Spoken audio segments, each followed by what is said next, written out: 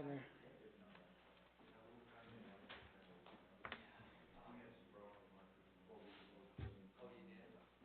Oops, sorry. Oh, you're good.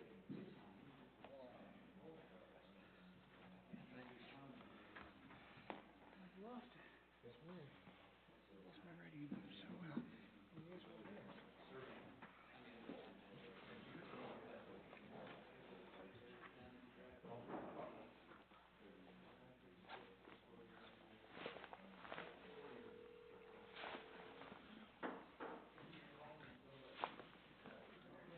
That's me.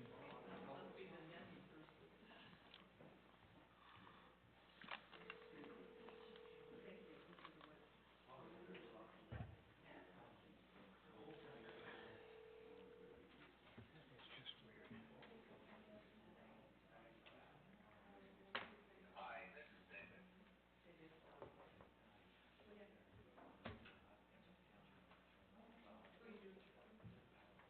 It won't be nice, but at least if we have to look at it.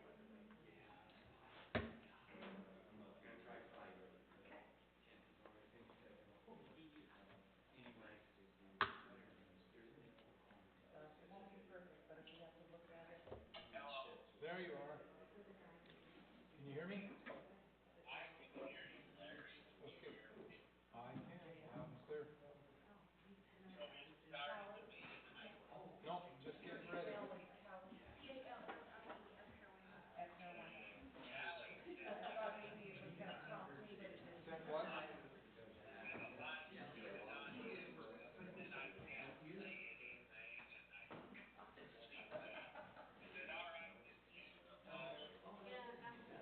Yes, Callie says that's okay. Absolutely. So here we are.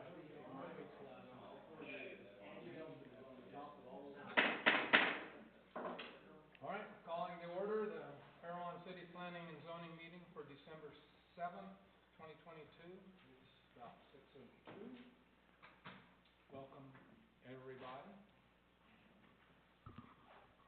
Weston, you probably should come up and join us if you don't want. Exactly. And Dave's not. Thanks.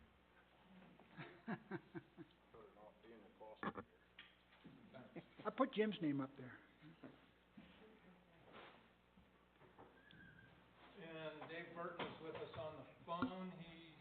He's ill and isn't able to attend, but really wanted to listen in, so Dave's with us. Dave, if you need anything, just speak up. Okay, thank you. You're welcome. All right, first item, any conflicts with items on the agenda? No. None. Okay, I'm gonna declare one, and that is, I'm gonna declare a conflict with item number 8 because I own a piece of property that could some way or another be impacted depending on what we do, so I'll participate in conversation, but I don't intend to vote if we get to something like that tonight. Any others? No. Thank you. All right, approval of minutes from the last meeting, November 16th, 2022. Any comments, changes required? I found none. I didn't find any either. Jake? No. You good? Weston? He wasn't, yeah. Oh, you weren't there, and I wasn't here. So I'm gonna take that as, we're good to go with the minutes. I need a motion. Motion to approve the minutes from November 16th, 2022. And a second. I'll second that. Easy for you to say. Those two. All right, all in favor? Aye. Aye. Okay, the ayes have it. Thank you.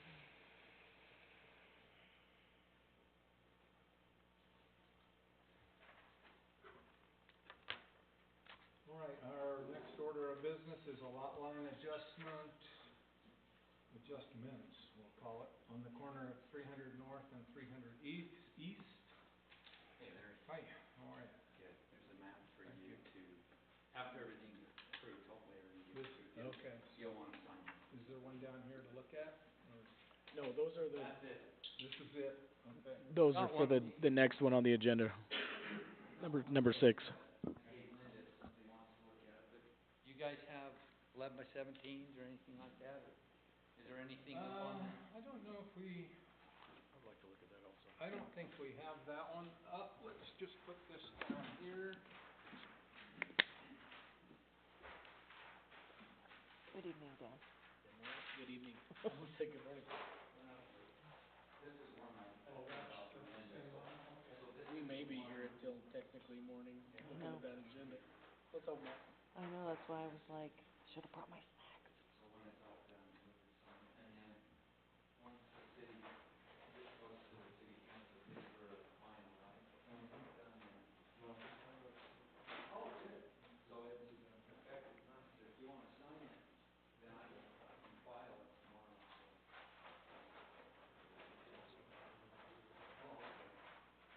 You might wanna come down, just take a look at this, that we don't have even a soft copy of it to put up on. Let me introduce myself real quick, so it's on the record, Callie.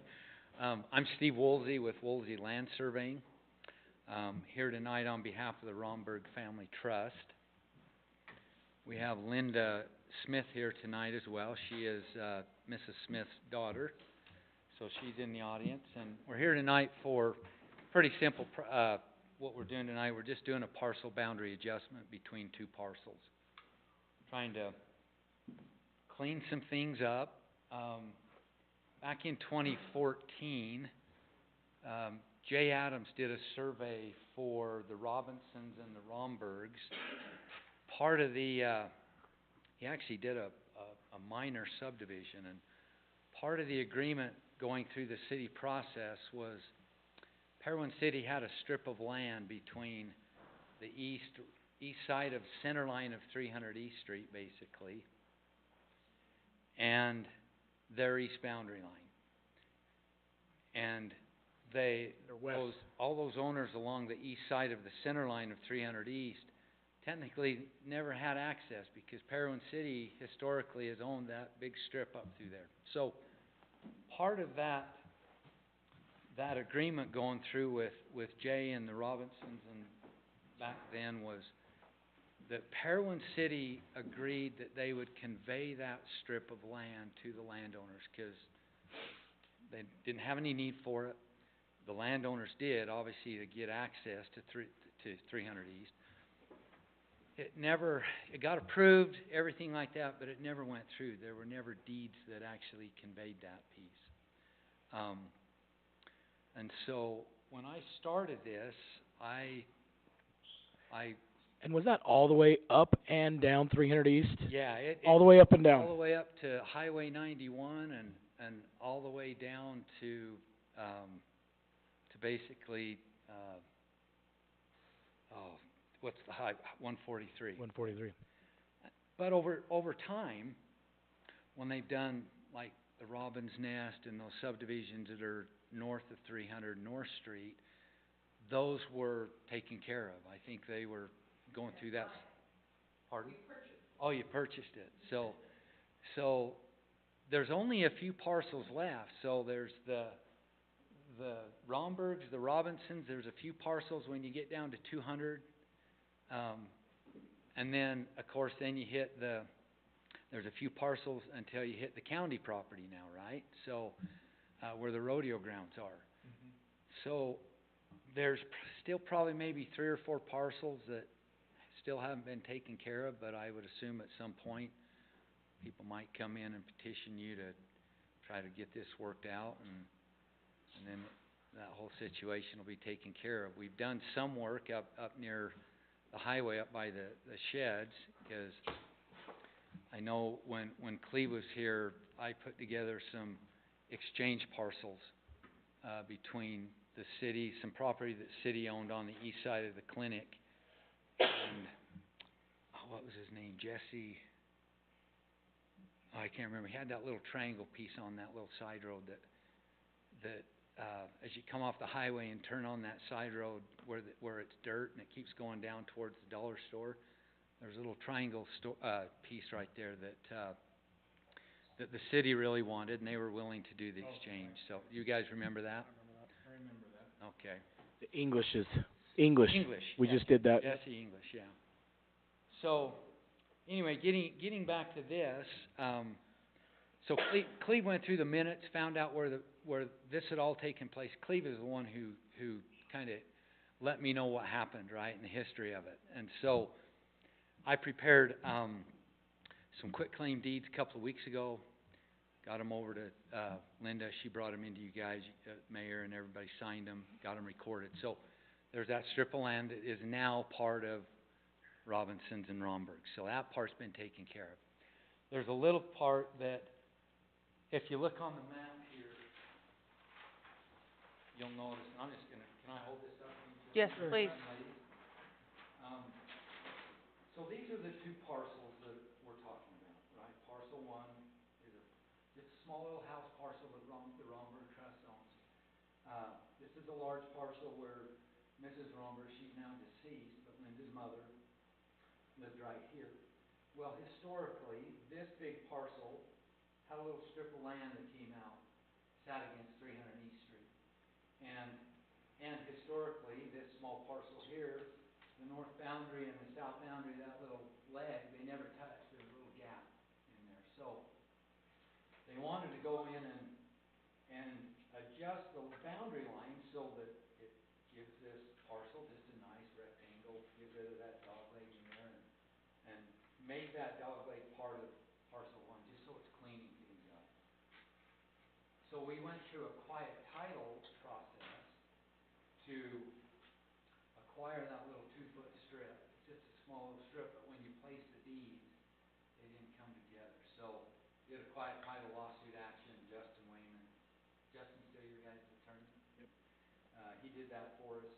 We got that property. So now, and then there was a little teeny, if you look at the ownership plat, there's a small little teeny rectangle piece sitting right there that the Rombergs had. Separate parcel, had a separate tax ID on it.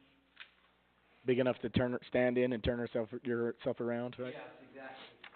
If you couldn't build anything on it, you couldn't even probably bend down and tie your shoes on it. It's so small, but, so there were some just hiccups right there that created based on the existing parcels, and, the Rombergs just wanted to clean things up and get things in order so that they can just have two nice pieces of property. So, this meeting and this survey is to clean things up.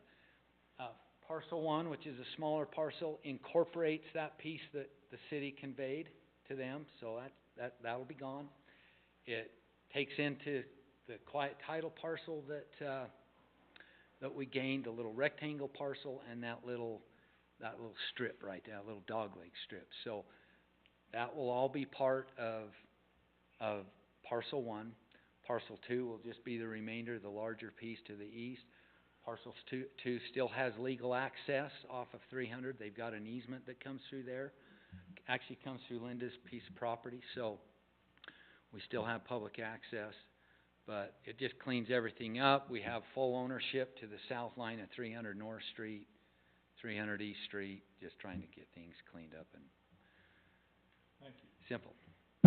So, for us, guys and gals, this is a lot line adjustment, not a lot split. They're pulling smaller pieces into one larger piece. That is an administrative task. This won't go to city council for approval. So if you have any questions, ask, but this is a fairly routine matter from our perspective. I've looked at the documents and the legal descriptions and so on, and talked at length with the surveyor and Linda Smith. And I personally don't see any problems there, so if you have a question about something, please. Larry, can I interject real quick? You can. No, I just need to make a correction on one of your statements. These are not lots. Parcels. So these are parcels.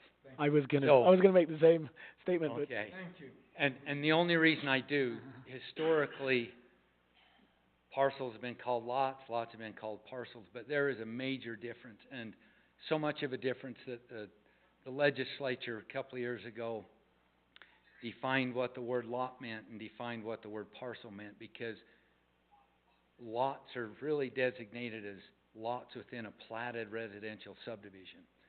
These are parcels where they're described by meets and bounds descriptions, right? North so many feet, east so many feet. And the process for doing an adjustment for a parcel boundary adjustment, which is this, is a lot different than going in and doing a lot line adjustment within a subdivision, because that's an amendatory change, which is a major, you know, right? You're basically amending an official plat. This, we're just adjusting the boundary lines, and the way you fix those are by quitclaim deeds or warranty deeds. So it's a fairly simple process. So I don't mean to show disrespect or anything. I just make sure we.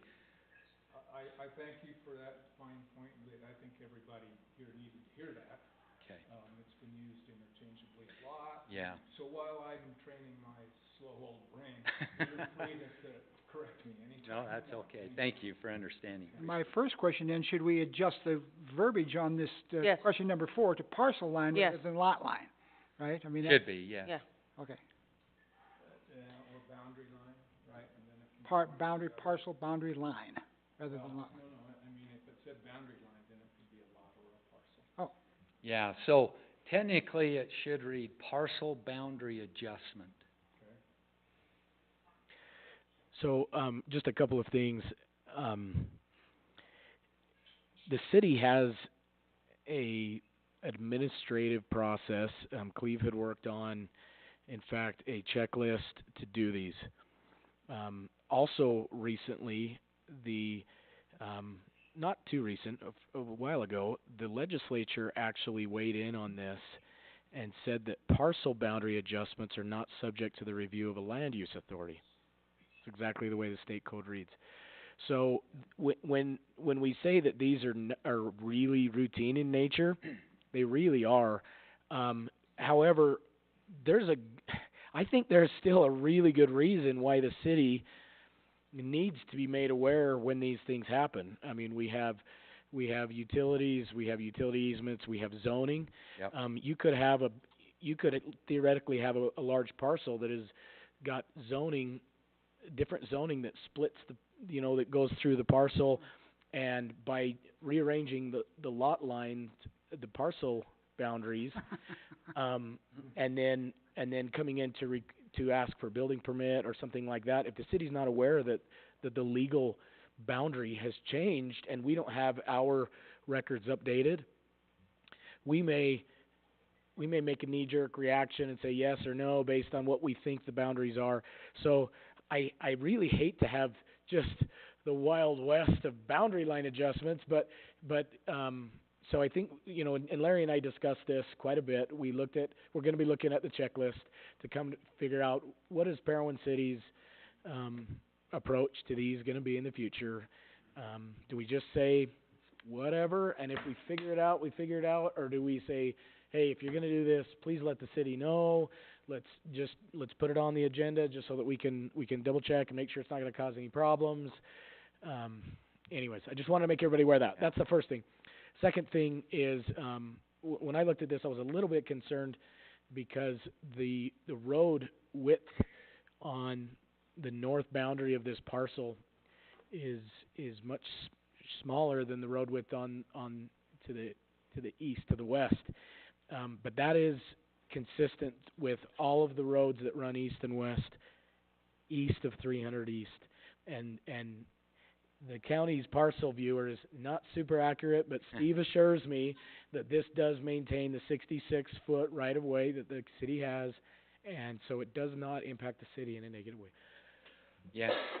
That's just what I want to say. My map also, if you look at it, I have a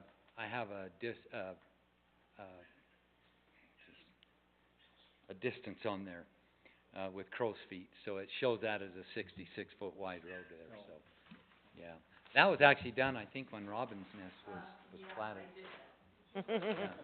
So that went through the city process, and also you'll realize too that historically Parowan City roads are all 99 feet wide, And they did that for purposes, 'cause of the old 20 mule teams, right, back then, they had to have a place to turn around.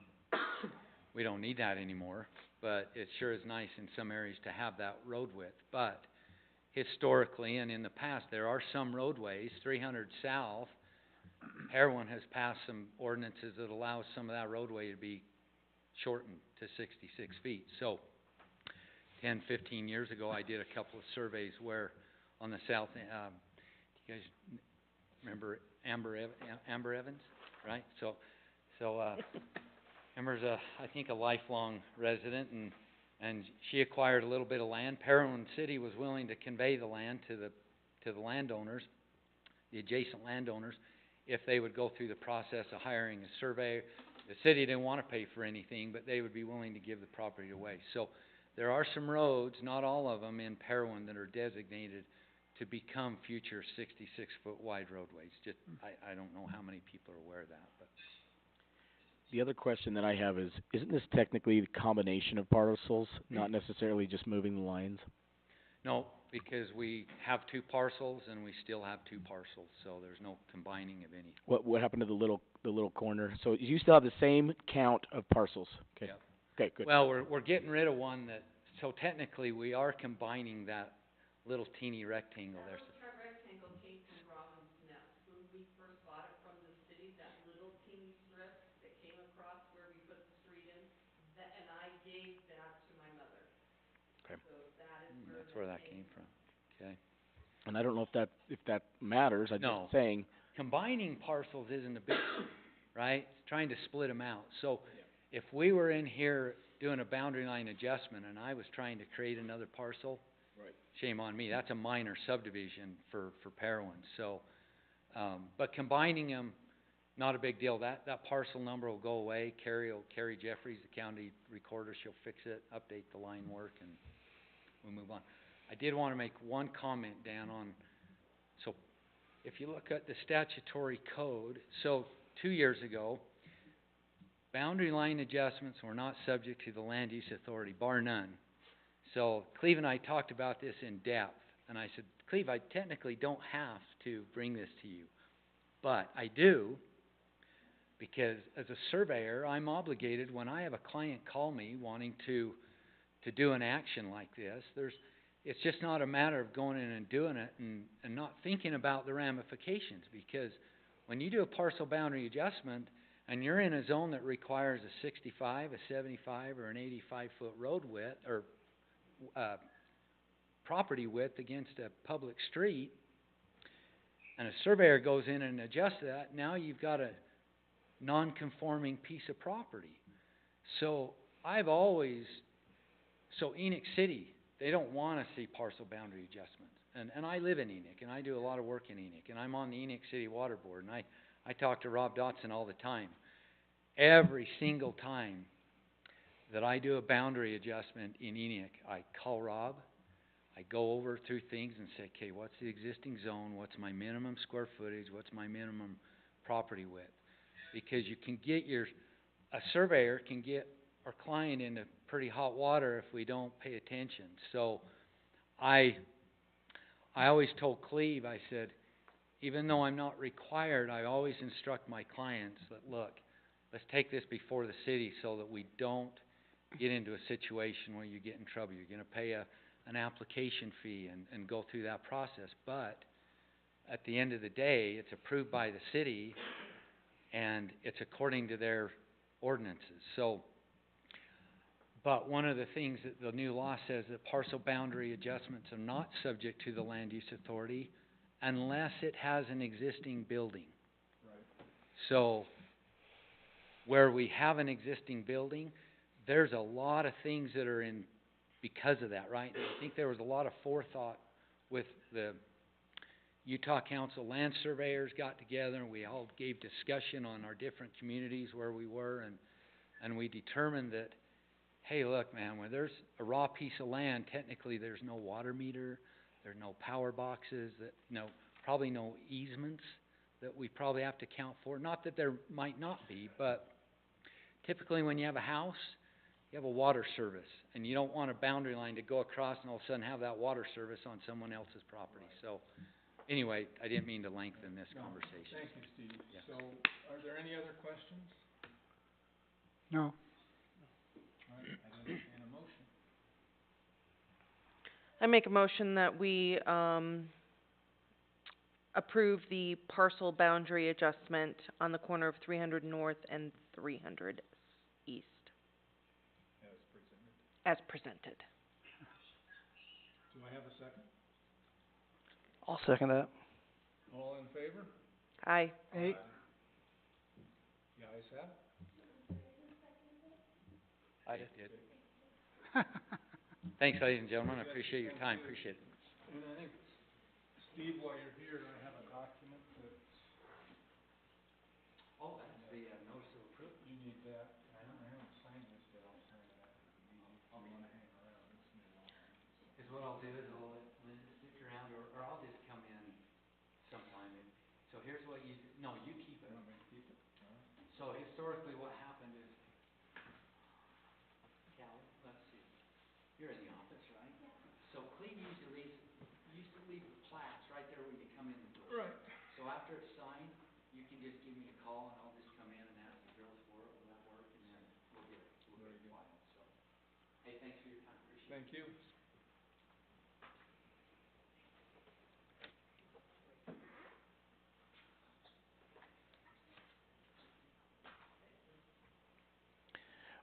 One, maybe before we move on, one thing, and our code says this, it says that the planning commission shall Right. record these as long, and it talks about if there's a building on there. So our code says we're gonna do it, and the nice thing is it kinda double checks that with the property, but Well, I really like, we hope every surveyor is as good as Steve in communicating with the county. yeah, I mean, with the city, because they I said county, but I did mean to also talk about the county, cause they probably, I don't think the county would stop them from going in and recording something. No, they legally can't. That's what I'm saying, so we appreciate the transparency working with the city, cause you could get your client into a pinch. Yeah, really, yeah. well, and I think these are a lot easier to approve than they are to unapprove and work backwards, so. Yep. It's nice to see something up front, even if it's a pass-through. All right, our next item is, request for ordinance change to allow up to 90-day stays at the Painted Hills, RV park. Now, that said, I think they've amended that request, but we'll let, if you'll introduce yourself, that'd be Yeah. great, please. So we're with the Painted Hills RV Resort that's just out here on 143, just close to the freeway. And this is Seth, I'm Casey, and Scott, so we're the three owners. We've actually just had good news. We finally got our power turned on today, so we will soon be open for real. So that's good news. It was a long process, a lot of supply chain issues and challenges, but we're there now. So I did present a little bit, some talking points of what our thought and our intent was here. I don't know if you were able to, if the members were able to review that, if you'd like me to review that quickly, or if you want me to just, yeah, there was a set of our rules as well as kind of what our proposal was and why we've started thinking about this and felt it quite important, and did some research on what some of the other municipalities are doing in the area as well. And that's how we came to our conclusion that what we'd really like to request is that the ordinance be amended to read no less than, or no more than 180 days for a stay. Well, what might be helpful for us, I know you've pretty much laid it out on paper, Yeah, but if you don't mind going through your talking points. you bet. And if there's any questions along the way, if there's just somebody show a hand or something, and Yeah, that'd be great. we'll get those questions in. So the current ordinance is 14 days, that an RV or a recreational vehicle can't stay longer than 14 days in an RV park. That's what the ordinance currently reads. It's repeating. Maybe ask Dave Oh, to that's- mute himself. I thought that sounded like me. Yeah. Could you mute your end? say something, we're getting a little bit of feedback. Okay, on my phone? Yeah. Okay. Yeah, if you just hit the mute button and if you need to come on for something, just unmute. Okay, let me go back there. Okay, thank you. So 14 days is current ordinance. We found that as folks started to see that we were opening and we were, getting our website online for reservations, we found that there was quite a large number of customers that were asking for extended stay and, greater than the 14 days. Probably 1 to 2 a week, maybe 50% of the calls that we were getting were in that category. And they want to stay, their extended stay is for lots of different reasons. Some are building a home here locally in Parowan and they just wanted a base somewhere to be able to stay while they're building their homes. Others are for temporary employment and, they're here for a short period of time and again needed a place to stay. Between housing, for the most part, a lot of them they just want to have a base to be able to go out and explore southern Utah, skiing, all the national parks. So there's a large number of those that actually just want to use this as their base and they go out and explore. When we deny their request because we're trying to comply with that 14-day, they go to other communities. Most of them end up in Cedar City at RV parks. Our intent really is to help the local businesses, to help the city's tax base. Obviously, it helps us as a business to be able to bring those customers in rather than have them go to other communities. Our preference is not to have a long-term stay because financially it's actually better for us if it's short-term, if everybody came for just a weekend and then went on because rates are higher for short-term stay. So our intent is not to do it, is to not have the park be significantly long-term stay. We would probably restrict it to 25, on average, maybe 25% of the sites. That's about 17 locations would be available for long-term parking. We want to do our best at mitigating any kind of impact upon residents in any residential areas. So the long-term parkers, if I can call them that, would be on the westmost side of the park, of the RV park. And as we expand, because we hope to in the future, we would continue that west because it gets it closer to the freeway and farther away from any residents. We will implement, and I won't go through all the rules and policies that we have, but a number of those are specifically aimed at controlling anything that would be long-term. Skirting, for example, we would only allow skirting if it was commercially manufactured, and we would reserve the right to approve. So if it's unsightly or not appropriate or we don't like it, then we would reserve the right to either have it removed or ask them to leave. So there's a number of our rules and regulations that are very specific to anything that would be of a long-term nature.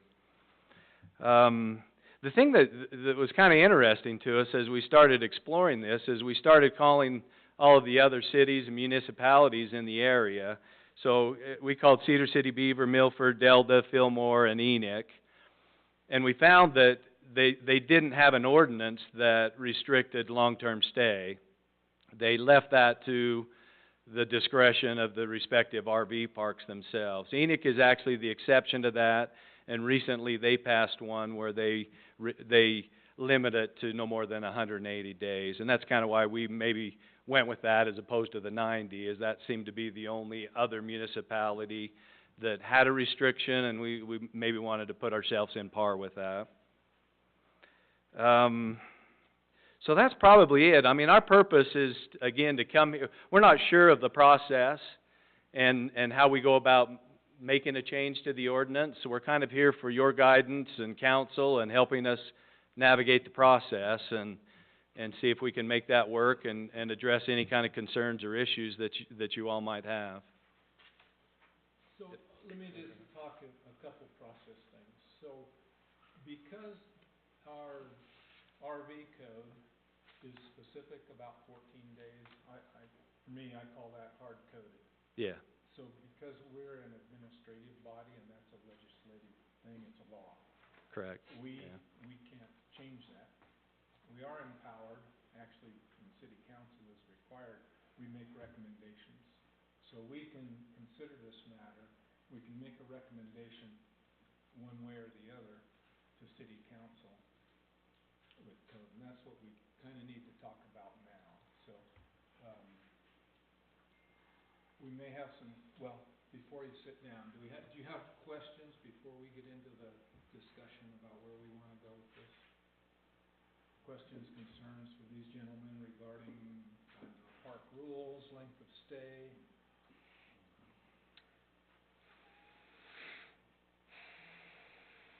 Is everybody awake? Yeah. Yeah. Okay, great. Okay, thank you. All right, so process-wise, as I just said, we can't change the code. So, knowing that and researching that before we came here, I also did some research like our friends here did, and came up with pretty much the same answers. I couldn't find any place along the I-15 corridor or any place close that seemed to have a limit on length of stays, especially anything under 180 days. I'm not gonna say I called everyone or checked everyone, but it seemed fairly consistent. Even the county, you know, they're 180 days. In Cedar City, I called a park or two, and it was basically, bring your rig on down, you can stay as long as you want. We might push you out in the summer because we want those overnighters and things like that, but they indicated that that began in April. So if I wanted to bring a rig in now, I could do that and stay all winter. And, I have a question. go for it. Okay, well, is temporary, like, when we've been talking about the transient tax and stuff, we've been talking about people staying, you know, under 30 days, and that if it's over 30 days, that they're, I guess, a resident? I don't know what that titles, but, I mean, that's one of the definitions that I've been hearing, is temporary is under 30, over is not. And so, if it's not, and the park is located on highway services, residential is not allowed in highway services. And so, I don't know, I mean, according to highway services code, it's just not permitted. So I don't know if that right there null and voids it. No, I don't think you can consider an RV a residence, as in a permanent residence. I mean, them pulling in there and, well, the way I would I just word didn't it- know. Yeah, I Yeah. understand, and I think that's a good question. The way that I would propose wording that is we put something in, if we're heading in that direction, is something that in the code, the hard code, that says stays of transient nature. And then what I would propose that we do is we go through, and I've actually written code if you wanna look at that. But in general, I would say what we would do is we would change our code a little bit, and we would ask the, city council to make it a conditional use. By making it a conditional use, what that does is you have to comply with the main RV park code, which, all the hard stuff. But then the conditional use permit would be specific for your park. And that conditional use permit, if legislatively they grant us permission to do that, it then becomes an administrative task that we take care of. Yeah. However, in the case of an RV park, it'll bounce it back, because it'll just be a recommendation to the council. But we would make that recommendation, we'd write the conditional use permit, put in the features that we thought were important to mitigate any, negative impacts we foresee or suspect from that kind of a stay. Yeah. And then if they approve it, then all that would just go forward from there. What impacts the conditional use in terms, like, if we were to go to a phase 2, does that impact the conditional use? Does that have to be renewed or modified or adjusted, or what are the conditions that null and void, conditional use? So I would have to look at that specifically, but I think in the case of your park being under one jurisdiction and it's not a new park, it's phase 2, unless you're gonna change something drastically, Okay, I don't think that we would write a conditional use permit that was so tight that it would okay, wouldn't allow go into expansion. phase 2. Okay. Now, the risk with a conditional use permit, I don't know that it's a large risk, is that if you violate that permit, it can be revoked. And you can also come in from time to time and ask for changes to your conditional use Okay. permit Okay, as needed. Yeah. And so it actually, from the city perspective, gives planning and zoning, a little more leeway to accommodate things without putting it through the entire, go through the city council and that sort of thing. okay, In your case, you don't save a lot, but it gets it going in the right direction. Yeah. And if everybody was in agreement with the length of stay, then it just floats right through and it runs with the land, so it stays with that piece of property. okay, good. Can I say something, Larry? Yes. I've asked myself why there is sometimes a time limit put on these by different cities, and I think the reason is, and you'll see in some cities they'll talk about not putting up mailboxes, not attaching buildings. Like if there's no time limit, pretty quick this can turn into a mobile home park, which our mobile home parks have their own code. You know, you can't remove axles, you can't, you know what I mean? This is an RV park where it's transient in nature, and if you don't have something in there to let this not turn into a mobile home park, then you may as well just combine the code and just, you know. So I think that's what really it's getting at. I've talked to Larry about this. I love the idea of having a conditional use permitting process. That way you just look at everything on a case-by-case basis, look at their rules, come up with something that will work for the city, work for them. By the way, Ivan City has their code says they have a certain percentage, and it's like 70-30 that, and I can't remember which is which, 70 or 30, but they have short-term stay. They have no more than certain percentage of the park can be dedicated to long-term stay versus short-term stay, and they have 29 days on the short term is the max, and then and that's probably because the transient room tax is 30 days or less. I'm guessing that's why they have that triggered. And then on their long end term stuff, it's 180 days, just for reference.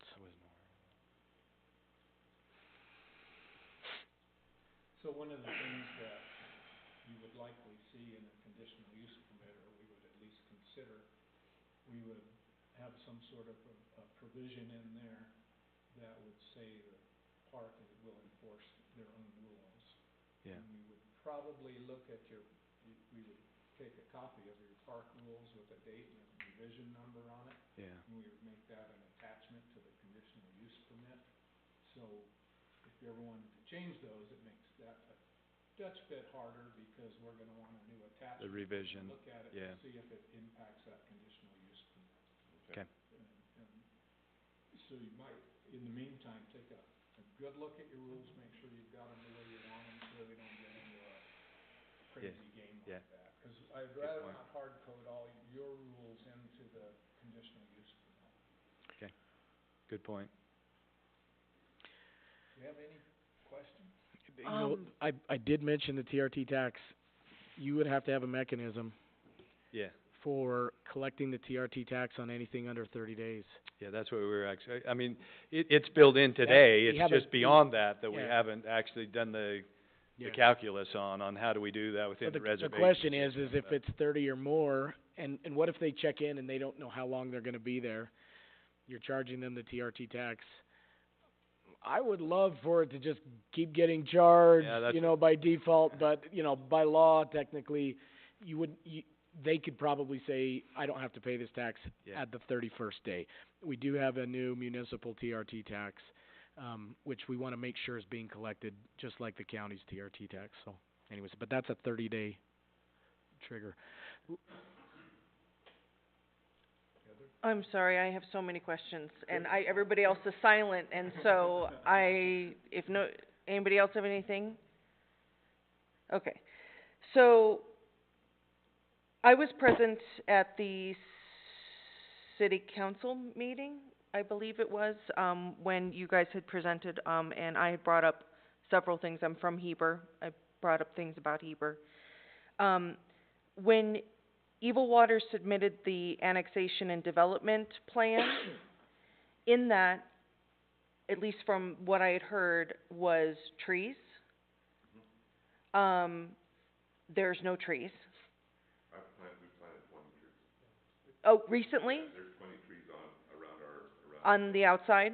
Okay, well, in your discussion that night and looking at the plans, they were on every, We will get there, yeah, Yeah. we're I'm having a hard time when I've driven through and seen it, to give any more when I'm not seeing yeah, if you what was promised.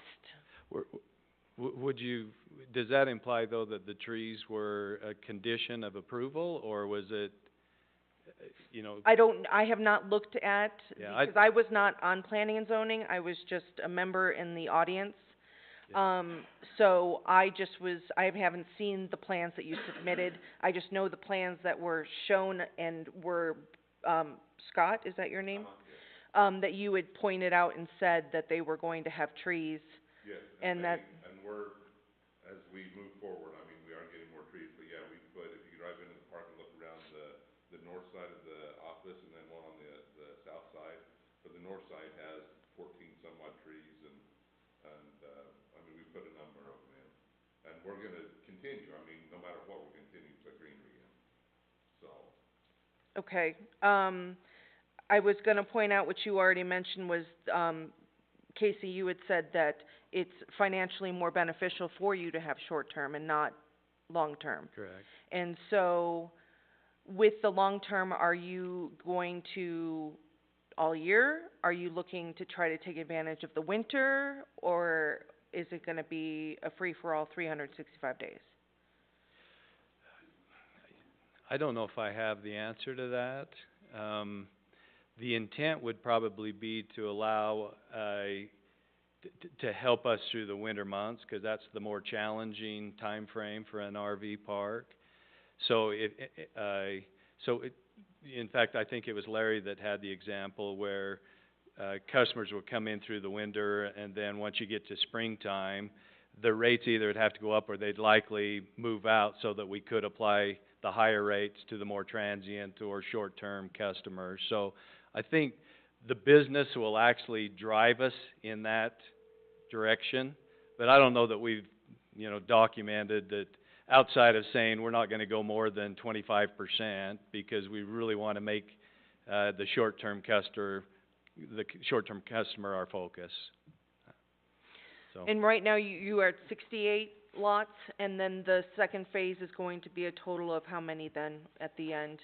We haven't decided yet. We Oh. have the ability to go another 100, RV pads if we would like. There's ramifications to going that much with slowdown lanes and compliance with UDOT requirements, and so chances are we won't go that much. And if all goes well though, we will expand, and it might be closer to doubling the size as opposed to, you know, the full 100 and what, how many lots? 101 lots, is it, additional, or pads? Yeah, I think so. More questions? Keep going. I do, I just don't wanna be the only one talking. No, go ahead, we all get benefit from this. Yeah, the other thing too, because I personally know people at the Heber RV Park that have been living there for years. And so, they're good people, but how are you going to It was one of the things that I brought up, and you had brought up your scheduling, software, your reservation system was going to prohibit people from being able to be 14 days in one spot and move to another spot for another 14 days, or, you know, work with them and keep them in a rotational. So, how is that going to be monitored and controlled if, you know, they just move every 3 months, or? So the reservation system will help us to restrict whatever we agree to on the extended stay, whether it's 14 days or 180 days. It doesn't have the capacity, I don't believe, of being able to, I don't know if you might correct me, of saying you can't just move sites, but it does say you can't stay where you currently are in that, existing, RV location.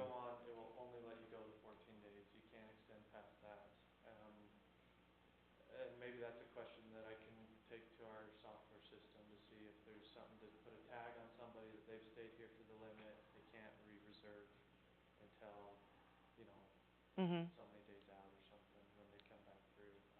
Yeah, Larry and I even brainstormed the idea of, well, do you say, you can come back, but you have to have some kind of a grace period of at least 48 hours. There are some, I forget the municipality that you had as your example, that maybe we could build that into the system as well, that says you have to leave, but you're welcome to come back, but it would have to be a minimum of 48 hours or 2 weeks or whatever that time frame is. So it isn't just playing the game of saying we're just gonna move you to the next site or the next site or the next site. I mean, that's not our intent, and it could well be a great customer and we'd love them to come back, but if we truly need to allow them to leave for a grace period or a cooling off period, whatever, and then come back, I mean, we'd love to welcome them back. We don't wanna ban them forever, but if you feel like there needs to be some kind of a criteria like that there's a cooling off period of some hours or days before you can come back and check in, we'd be willing to do that. Seriously about something like that, go ahead. Well, I'm just thinking how people are gonna view this, and everybody knows about the hopscotch game, where you move around and come back and you've never really left, you picked up and drove down the road for a couple of days, slept in your rig, turn around, come back, get another spot, and it's good. So I've seen, and I don't remember which municipality, one of them talks about you've got to be gone 48 hours. And then there's another that I do know, the municipality, in the town of Virgin, and their code says, and I quote, "RV spaces shall not be occupied or otherwise used by any individuals for more than 180 days in a one-year period beginning at the initial date of occupancy. Nor shall cumulative occupancy by such persons of different spaces within the same park exceed a total of 180 days in 1 year period." So there's a couple different approaches. Yeah. And if we weren't comfortable with the way you were approaching it, we might actually put something like that into the conditional use permit. So, look at it, and how you guys manage it on site, whether you do it by software or what you do, that would be transparent to us. What our expectation would be is that you did manage it and that we weren't getting complaints from God only knows who, about, that guy's been there for 2 years now, sort of a thing. Back to you, Heather.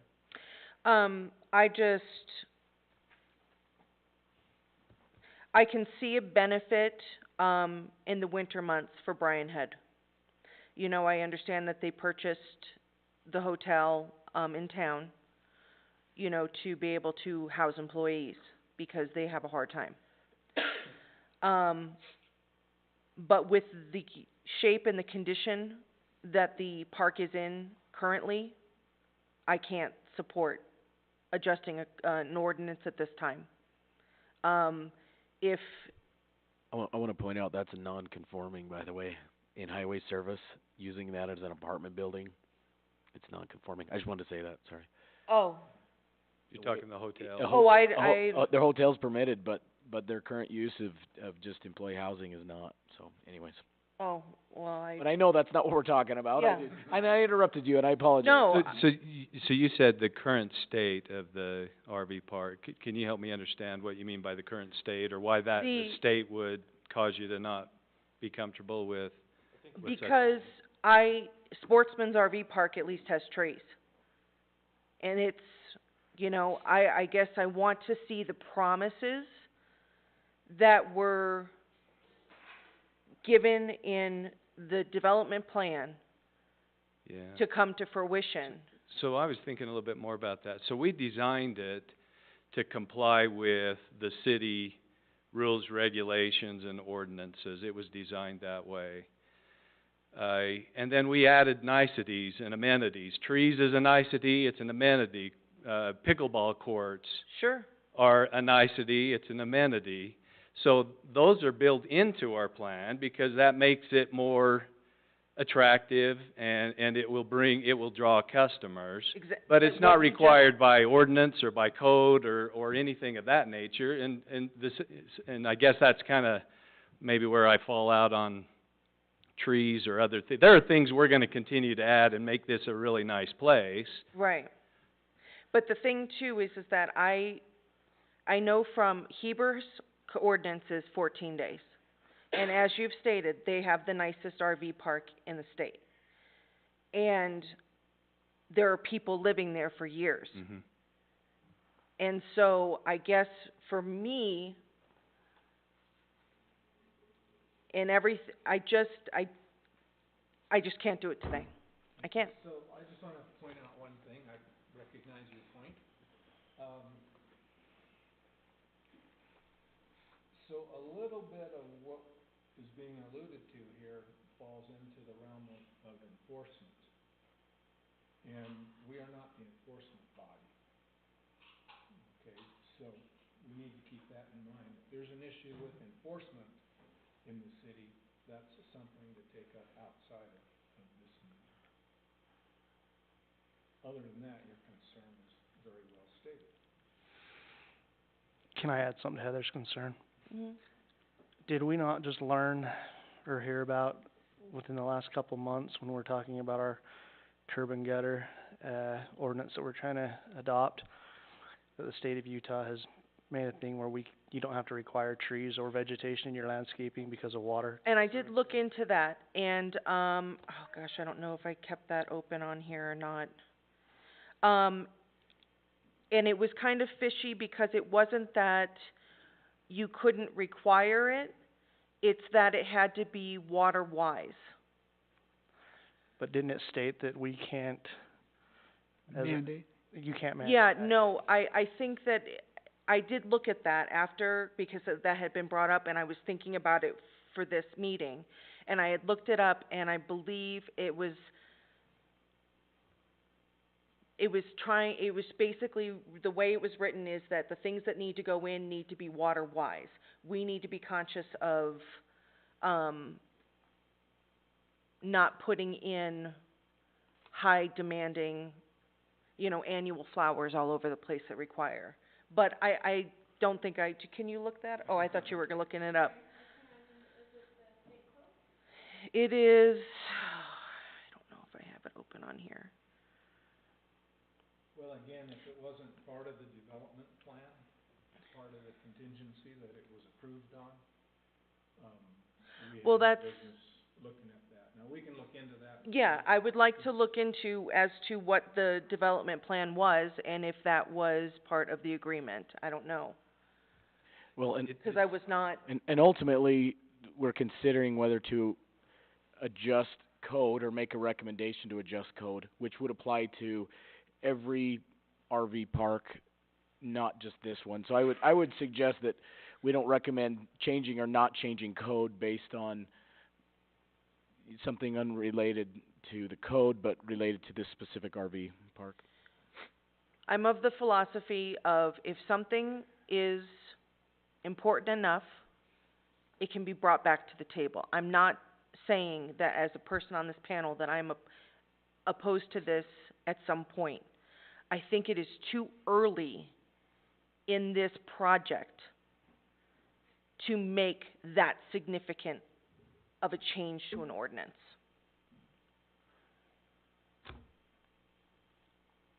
That's it. Okay. Any other questions, comments?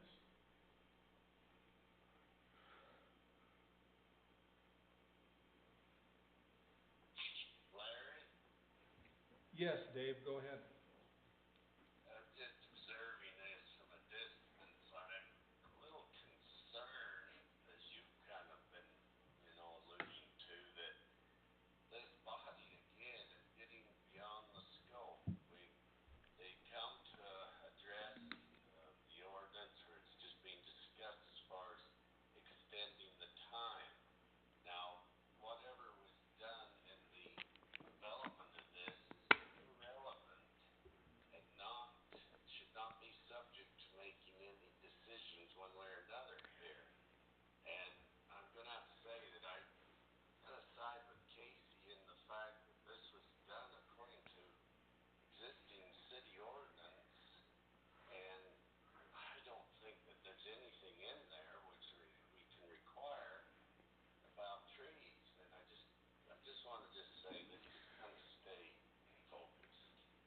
I, Thank you, Dave.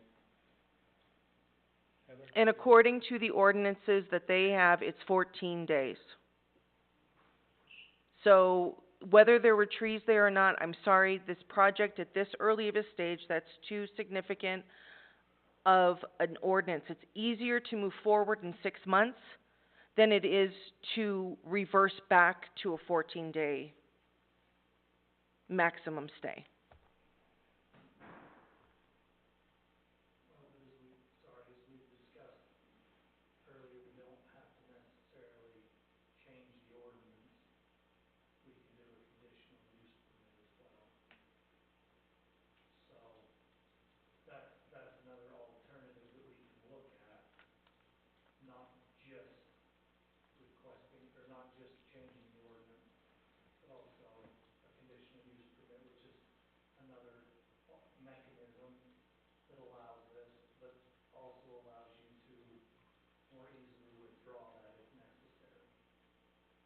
Right, and I just wanna, please correct me if I'm wrong, but because it's hard-coded in our ordinance is really in 2 places.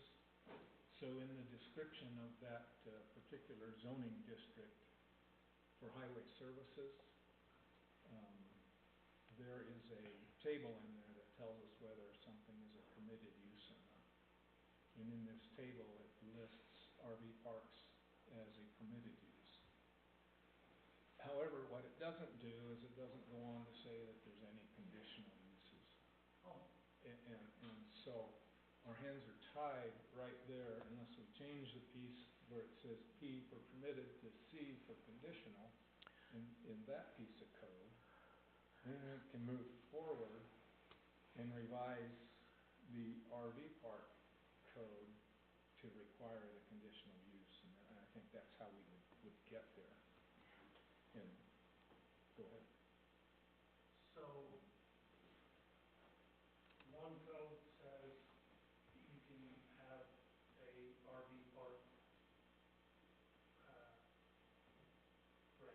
Yeah, Callie, would you?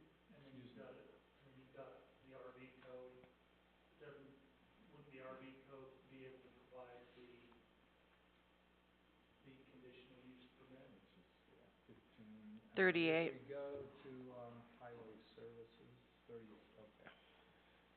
So in this table, if you scroll down to the R's,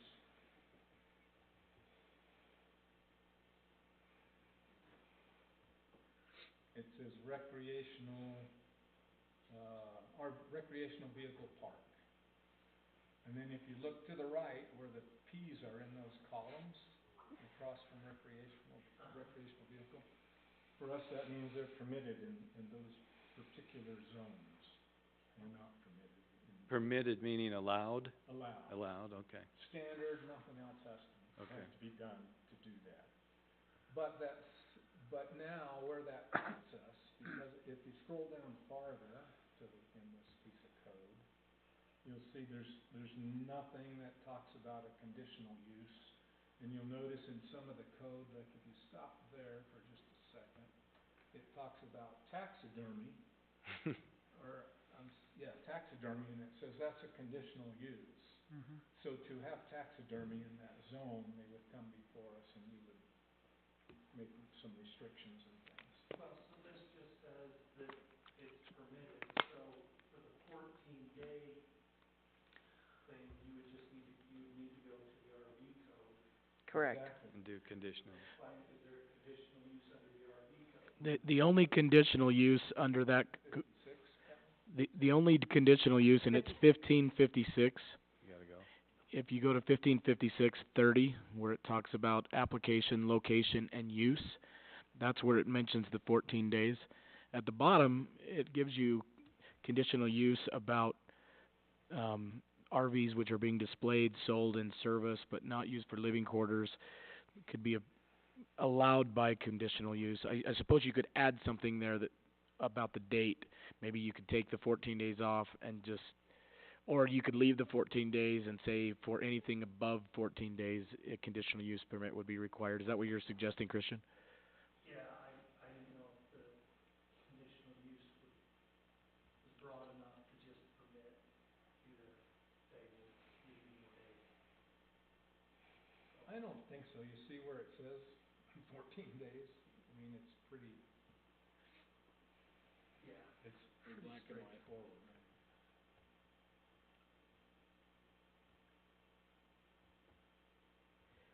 But I do think that if the committee decided it wanted to, could very easily tweak the language, and obviously the city council will have to. It's a modification of code.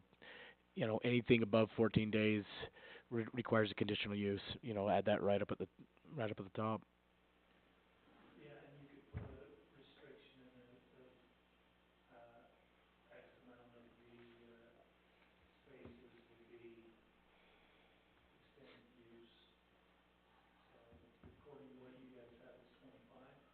That's, We did it roughly, 'cause winter months, we're gonna need to see probably an uptick, to just sustain, but if 25 was what you're comfortable with, we would, yeah, for sure, we would hold to that. No, do is 25 in the summer and 30% in the winter. You can tailor that any way the city and you guys feel comfortable. yes. So, having heard the discussion, kind of where we really are, I think is, we're at a point where we as a commission probably ought to take a vote with a motion or something to say, yeah, we support modifying, making a recommendation to the city council to modify the code. I'll make the motion. Okay. Thank you. Is that swift enough? What he said. So, but the next step we have is, so I sent you some specific language of code. Did you have a chance to look at that? Yep. Any comments yet? Christian, have you seen it? I appreciate you doing that, Larry. That, helped me a lot. There's another copy.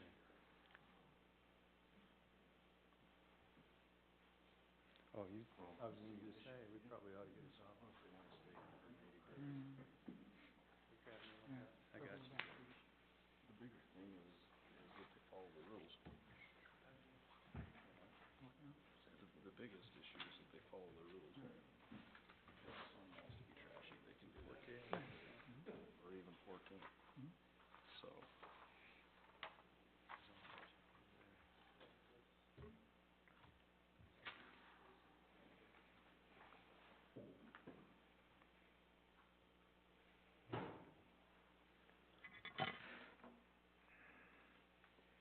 Did you send this to us in an email, or is this different? No, I have a copy now if you want. Well, I may have.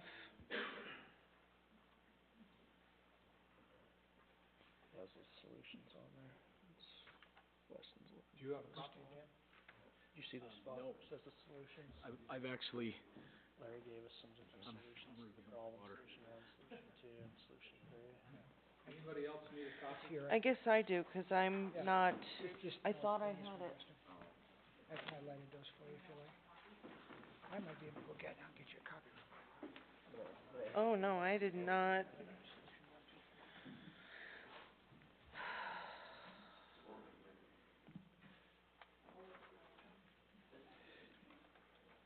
You've done a lot of work there. When did you Oh, send thank this? you. I'm sorry, I've looked over everything, I must have missed it. It actually helped me a lot, I appreciate that. I actually read it twice before the meeting tonight, just to make sure. Oh, I got two of them. Did anybody else need one? I took two accidentally. Everybody good?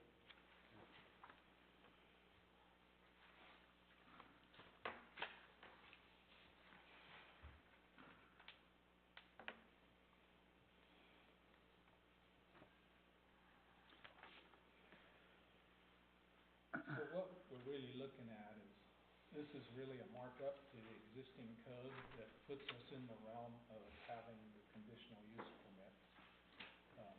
Assuming that, and this is what we would potentially recommend to city council. And then they would look at it, consider it, they would have to have a public hearing. I'm thinking you guys would probably want to attend that.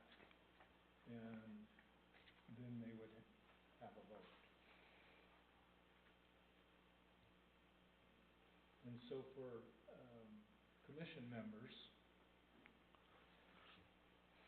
we have a motion on the table to go forward with a recommendation to extend the length of stays for RV parks.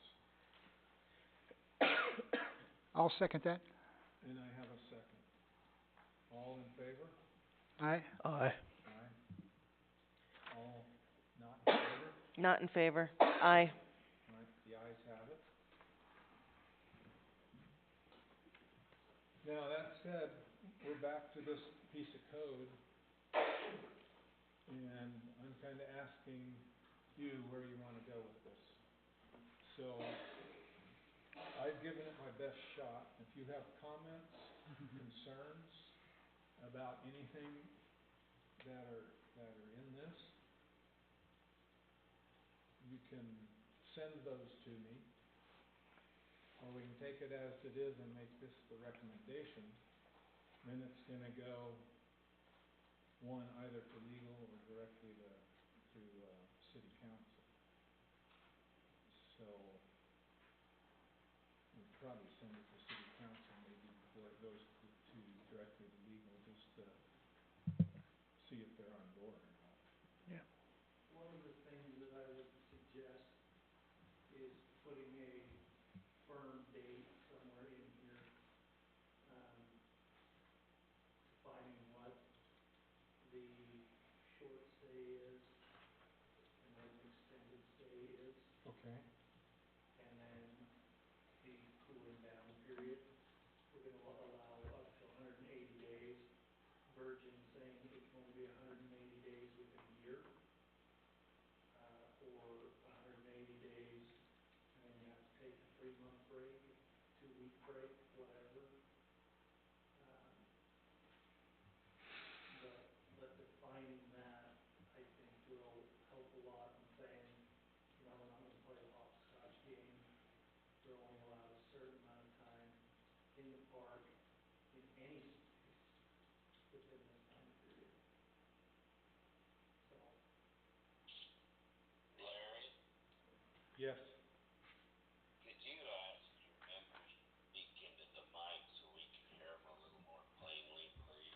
We all heard you, thank you. Kristen's, sorry, he's looking for his might not even on. Oh, there you go. Nobody wanted to hear from me today, so mine was off. So, I gotta ask, so this code's setting us up to do She needs to some go, of you that in know. the conditional use permit. So are you suggesting that we define just put a definition in for a short stay?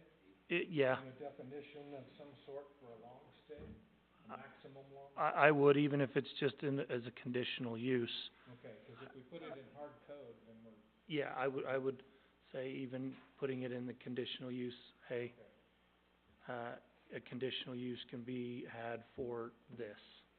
Yeah, that makes sense. okay. So Rather than regularly, code, but in the conditional use Yeah. itself. so permit. regularly it's 14 days, 'cause right here it says, RVs for temporary leased lodging of a transient nature.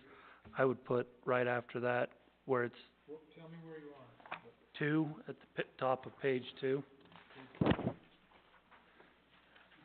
It says RVs for temporary leased lodging of a transient nature, and then it's got not to exceed 14 days. I would actually keep that in there.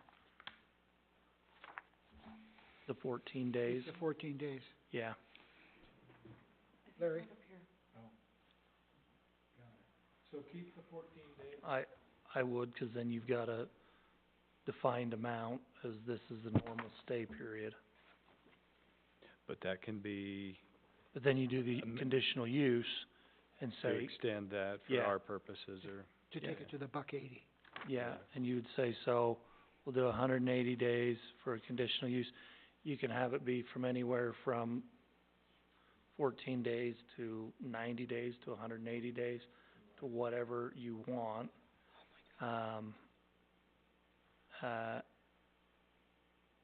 And put that in here, in the conditional use. Okay, so we're gonna keep the 14 days, and then Yeah. the other provisions would go in the conditional use permit? Yeah. Okay. 'Cause then the 14 days, hey, this is a regular stay, everybody, and then conditional use for the other stuff. Okay. I'm more inclined to come for the 30 days, but. Well, I'm fine with whatever you guys feel comfortable with. I believe it was, Dan said, was it 29. Ivans did 29? Yeah. that's for short term, that was the Yeah. description of And short term. so, you could even do that. The description of a regular stay is 1 to 29 days. And then an extended stay, you would have to have a conditional use permit for allowing that, and you can only have X amount of lots set aside for extended stay, 'cause we don't want it to turn into all extended stay. Right. Yeah, So that would probably go in the conditional use permit, yeah. Yeah. because this root code, if you will, doesn't have anything for extended stays. Yeah. So there, okay. What would you guys prefer?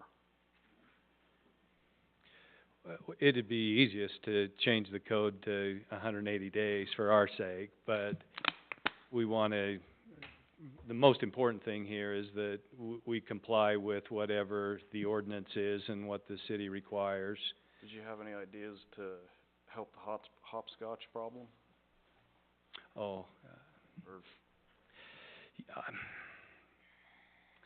I mean, it is done, I mean,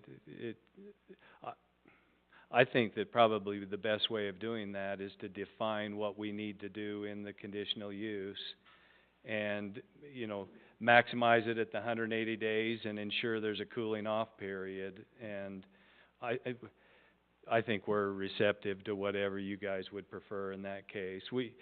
I hate to restrict them from coming back during the current year, because it might be a good customer and they're coming for 3 days or 5 days or a month or whatever. Well, and I think. So I hate to restrict that, but at the same time, it feels like there needs to be some kind of a cooling off, so it isn't hopscotch. Well, and again, the purpose of this is not to be anti-business. We want you guys to succeed. Yeah. I mean, a repeat customer, we all think is a good thing in business, and I think that we want to be pro-business. I think, again, the point of restricting it is to make sure things doesn't turn into a quasi-mobile Yeah, home park. I get you. That's for So, sure. I think as we look at conditional uses, we're gonna wanna see things that are going to prohibit that. And if the cooling off period is a good mechanism for that, and, You know, maybe some of the other stuff, like no permanent addresses being given, no, post office boxes, like some of that stuff that was in Ivan's code. I mean, I think that kinda gets to the point of what we're trying to do,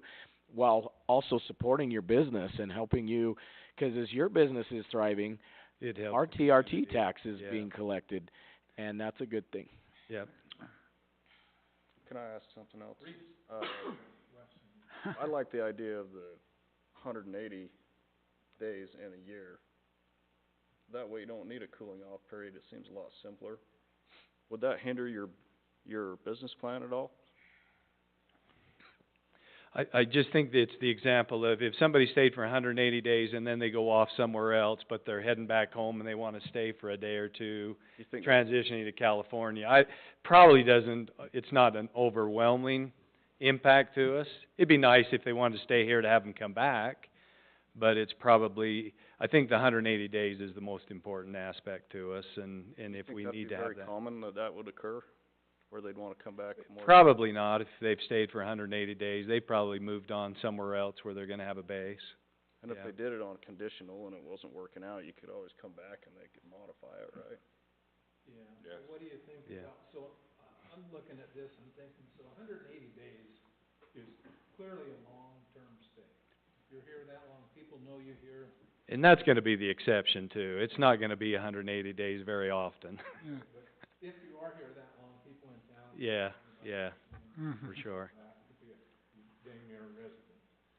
Yeah, so that said, I wonder if a mitigation for that long of a stay, or cooling off period, if you will, is like 30 days.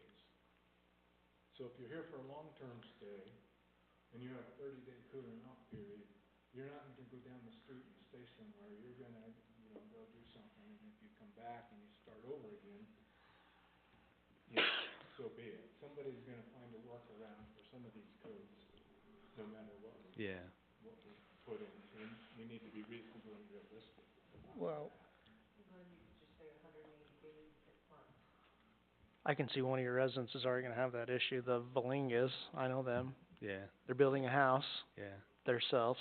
It's gonna take longer than 180 yeah. days. They actually moved out, they Yeah, they went to moved move south, with their it was too brother, cold or for their 'em. son, but But I mean, when they'll they come do- back when if they do we get allow here, this, and yeah, they're in process of building that house, yeah. I'm a builder, you're a builder, we can't do it in 180 days. Jake, Or, Jake, it's a reality. Jake, 180 in a year is probably not good then. if you look at the thing that was added on number 1 under 1556.030, it's something that to consider, and that is number 1 is located in an RV park, which we're talking about, or number I, under A, but look at number II. when temporary, On the other one. Alright, let me go back to that one. To be clear, we're not talking about within an RV park, you're on a lot now, maybe nor are we talking about permanent. for more than 1 year. So while you're looking at this, That's just, you can like to tell you on your own lot. Probably should move, Claire, Oh, I see what you're saying. Yeah. for For a year. everybody's benefit, They won't have so utilities. one of the other challenges we were faced with, in town was we didn't have any real code that talks about whether you can or can't keep your RV on At your house. while you have a valid building permit. Mhm. And we get that, the city gets that question a lot. right, And so if we're gonna revise this code, because it costs the city time and money to do all this and have the public hearings, might as well do, I took the liberty of inserting this, I talked to the city manager about it to make sure that, it was something Yeah. that we wanted to do.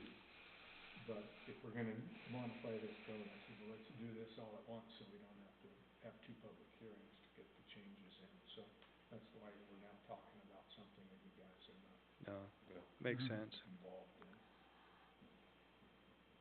Are you seeing that, Jay? Yeah, I saw. Yeah. Any questions about that? No.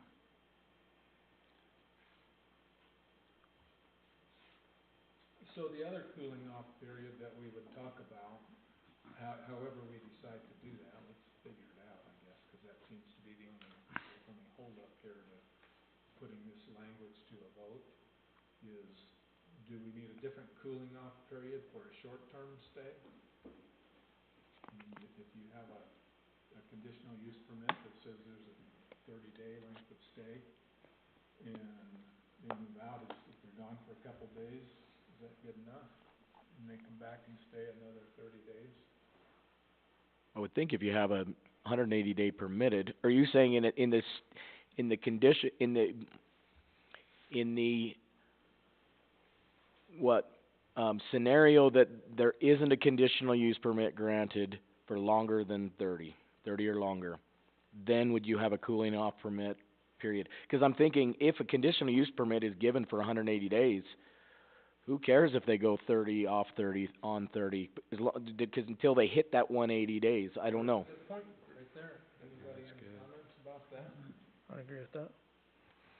I'm just saying the one is more restrictive than the other.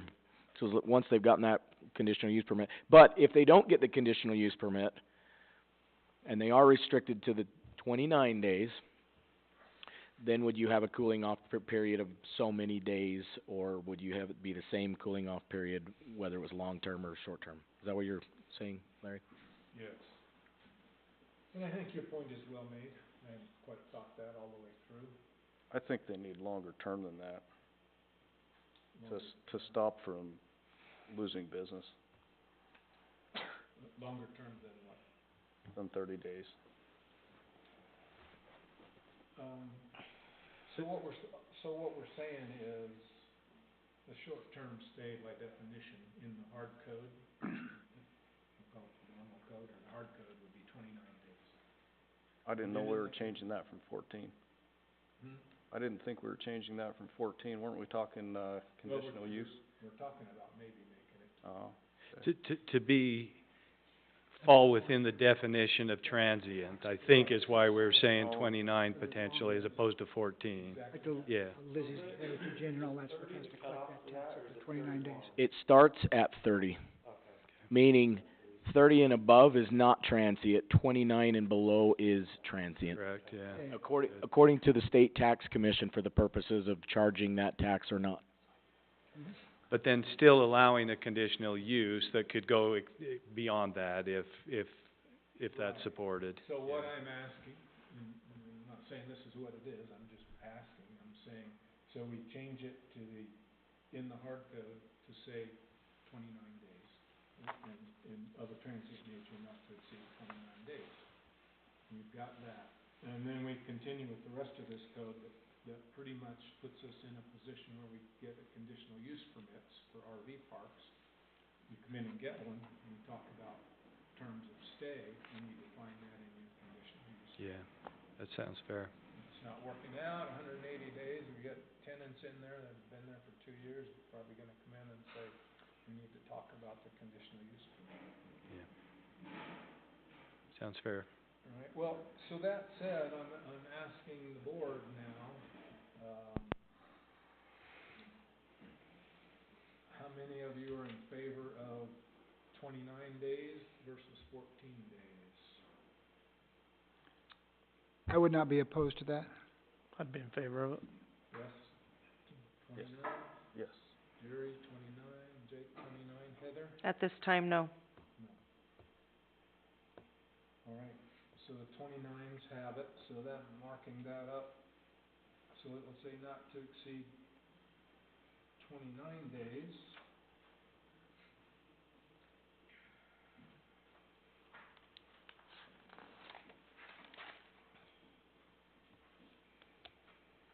And so I have not recorded any other changes other than what's here, but I've taken the notes from, Christian about the conditional use permit. So we've defined what a short stay is in our code, so that won't be in the conditional use permit. But the long stay, and we should talk about that in a minute. And then there'll be also some percentage of lots that will be limited for the long-term stay. Now, we've been talking about 25%. Now, I'm asking the board, the commission here, is that seem reasonable from your perspective? Because remember, this code typically will apply to all RV parks. Well, if it's in conditional use, not necessarily. So we are actually talking about, for conditional use, it could be for this park. The only input maybe we would share is that during the winter months, it could be that it's advantageous to flex up a little bit from the 25. But again, if 25 is what you are most comfortable with, then we would for sure accept that and abide by it. You would prefer like 30? Probably 30 during winter months. About 50. I mean, that allows us to manage it probably to maximize profits and things of that nature, and hopefully positive impact to the city, the community, the taxpayers. So the higher, the easier it is for us to manage appropriately, yes. Okay, so, I'd rather there not be a restriction, in terms of the percentage, but I also understand why there would be a percentage. well, let's do this way. So we're not actually gonna get deep into the conditional use permit tonight, cause we're not recommending that language. Okay. What I believe we'll do is we'll take this code to city council, make with the recommendation that if they're on board and they approve this, then we would want you to come back, and that's when we'll negotiate the conditional use permit. if you will. Do you need us to put this on the agenda, or does that just happen in due course here based on voting and? It's already on the agenda for tomorrow night. It's in the working meeting. Is it, okay? It is? Yeah, it is. To, before any action can be taken, it would have to be put on the action agenda, and also a public hearing, including an impact statement, at that public hearing to tell the public what the impact of the change to the ordinance would be. And, so it can't be acted on tomorrow, but it can be discussed. Since there was only one, city council in December, and we knew you guys were coming, that's why we put it on the work meeting, so that the city council could at least discuss it. You know, they need time to consider something they're gonna make a legislative decision on as well. So by putting on the work meeting, then they can think about it for a while. We have a public hearing in January, then they have time to think about it and so forth. So it'll be discussed tomorrow in city council. Is there benefit to having these gentlemen be there to answer questions, or would you rather, or is that not necessary? I would think that if you'd want to be here, they may ask questions, and to be clear, this commission can make a recommendation. They can decline to even have the public hearing and do it. But it is on the agenda for discussion, so, if I were you, I would show up. There is one thing I wanted to say about the language on this. I'm wondering on 155640, the purpose of striking out most of that paragraph. I'm thinking that that's kind of one of those, 'cause it's talking about permanently affixing the RV, and it's kind of talking about a hybrid where sometimes an RV park will also be a half mobile home park. But it talks about, these service buildings that are temporarily permanently affixed. And then it says service buildings may be constructed for the purpose of providing ancillary services to any RV patron. I'm thinking, isn't that exact opposite of what we wanna do as far as No, I kinda think, making these more permanent? isn't that your clubhouse? That's a clubhouse. That's his clubhouse. Okay, With so when it, laundry and bathrooms and showers. so a service building may be constructed for the RV park, but not for any particular RV. I wouldn't think you'd want to attach a building to the RV. That's what I was confused about. We said no permanent structure. Okay, good. I just wanted to clarify, what the heck is a service building? 'Cause if we're talking laundry services and all that stuff, of course, yeah, that's amenities that are gonna help you sell your park, so, yeah. Just wanted to clarify. Are you okay with it? Yeah. Okay. Any other questions, comments? Well, I would entertain a motion on what to do with this language. Wow.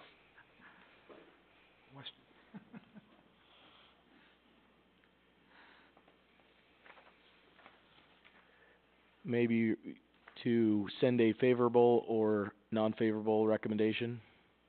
Is that kind of the, Yes, I thought it was, with the language, with the change to 29 days.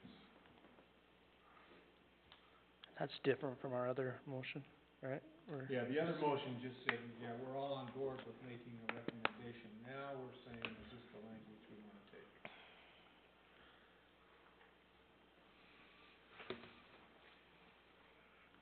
It's just 29 days, I mean, sorry, I'm so darn confused right now. So, not everybody was on board. so where we are, it would be a motion, something along the lines of, make a motion that we, send a favorable recommendation for the city council to adopt this language Okay. in our RV code I'll, oh, go ahead. with the 29-day change. I'll make a motion to make a recommendation to the city council to adopt this language into the new code with the 29-day short-term stay. I second.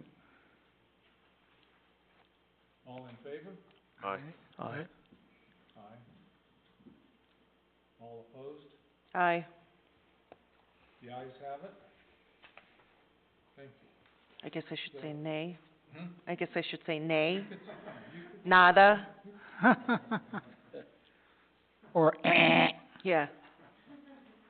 So the only other, I think we also probably need one more motion to complete this action.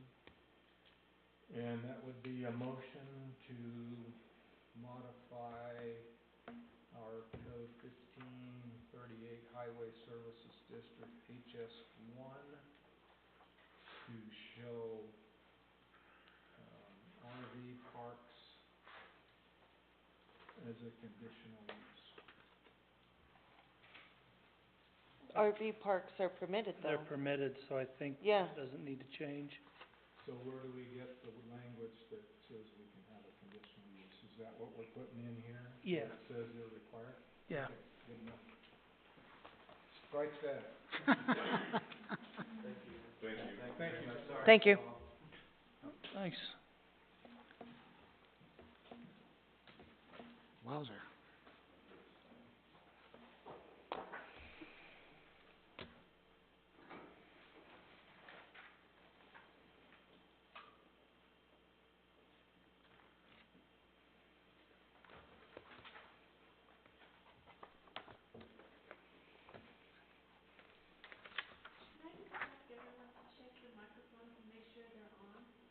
I don't know.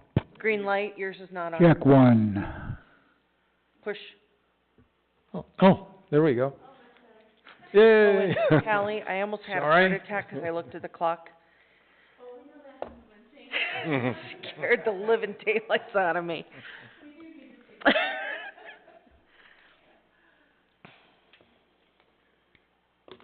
Moving on. Moving on. Our next item is lot split for parcel A 2063-0000-0000 and a lot line adjustment for parcel A 0263-0001-0000 in the vicinity of 200 South and 1600 West. And that's the Banks Group. So I just wanna, from the commission's perspective, I just wanna point out that there's two little things going on here and they're different. One is a lot line adjustment and it's depicted on this plat that also has the lot, split or the parcel, actually parcel splits, I guess.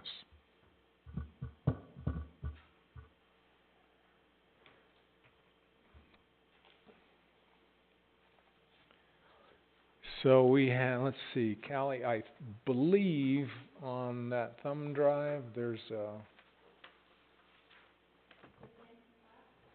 Yes, the second one. And I have put the large ones up on the table, Yeah, we might, there we go. Okay. if you wanna go and look at the big one.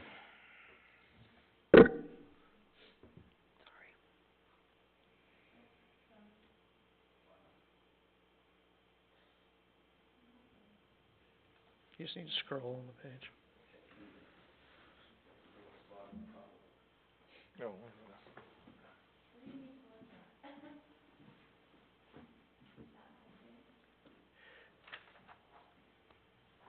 Yep, they're in purple.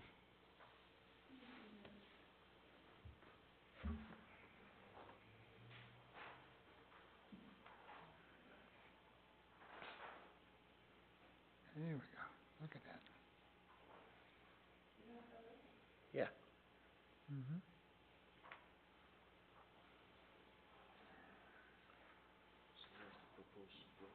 Well, I think of it's the purple line, but I don't know where they're, maybe that. Right here too. Was it? I think it's part of the shaded area on the street right there. There was a public road plan through there at one time. They're gonna put one in. All that. This is the trailer park, right? I mean, the RV park. No, this is East Hardwick. Okay, so, yeah. So there's the, yeah, we knew this was coming because they're gonna put in 3 businesses and they each had to have their own lot, yeah. Sure, it'd be nice if you would just walk us through what you're doing here, and then we'll get right after it. This particular lot, there's 2 parcels. The smaller one down there in the left corner, and then everything else. So the proposal is to expand that one by, I believe it's .09 acres. And then we're going to split the larger parcel into 2. I don't know the exact number on those 2. And acreage? Yes, 7.19 and 4.45. it's on there. I was gonna say Yeah. close to 7.5 and 5, so pretty close. Right. And then the parcel, you are adjusting a lot line on the parcel down in the left. Correct. To take into that .09 acres or whatever the Right. increase was. Again, so our 2 actions for the commission is we have a lot line adjustment that again is a parcel adjustment, parcel boundary adjustment. And that's a fairly straightforward, almost a side note, but they just happen to be both on the same plat, so we're not doing everything twice. So is it just the increase of that little corner here? Or Yeah. is that what the adjustment is, For or? any of you that have questions, here's the original plat. Oh. Original's here and the new one's Here's there. the bigger one, if you'd like to step down and Just, take a look at that. The only difference is that they expanded this corner here, that one off. So here's the original, here's how it exists right now. This is what we're going to, this is what it is. So if we look at this one, where they're asking for a lot line adjustment, Expanding that up. this line has been taken. So that top line on the, what is that, the north, is going to change. And this is the existing line here. Oh, that's Yeah. Oh, This is the okay. proposal. Gotcha, This is the so existing that, line, I see it now, and this okay, will be the new line. gotcha.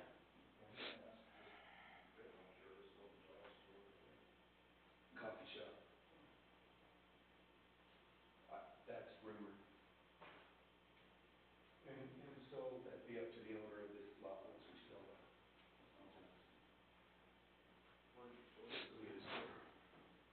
so right now, here's the big parcel, Yes, and this is where he's asking for the. we're gonna have a split here. Split, yeah. So this will be the new property line. Correct. This is your driveway kind of. So this will be a permanent road eventually. Initially, it will be, there'll be a turnaround here. So until the frontage road can come down and connect, this will be just an access road, driveway. And there'll also be access here. But For lot 2, or this whatever. access here will be right in, right out only, according to UDOT. And that's why we needed this here. Just because it's too close to the highway. It's just the traffic study that's been done, that was a recommendation. So that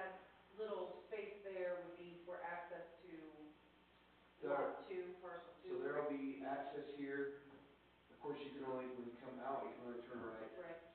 and when you come in, you can only turn right. So How is that gonna affect if from you this try way. to sell parcel, the new parcel two? We have, interested parties in all of these already.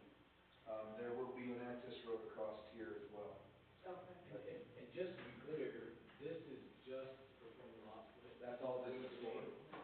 We will, they will When come we back move forward with with the their, building with stuff, their yes. development, which has all of that, which at that point, the city will approve, and have a way in on the roads, access, driveways, all that stuff. This is just Just the for the lot. split, yes. But the reason why it's important to consider all this now is this is a master plan Road. major road, this frontage road, which will come up here and turn.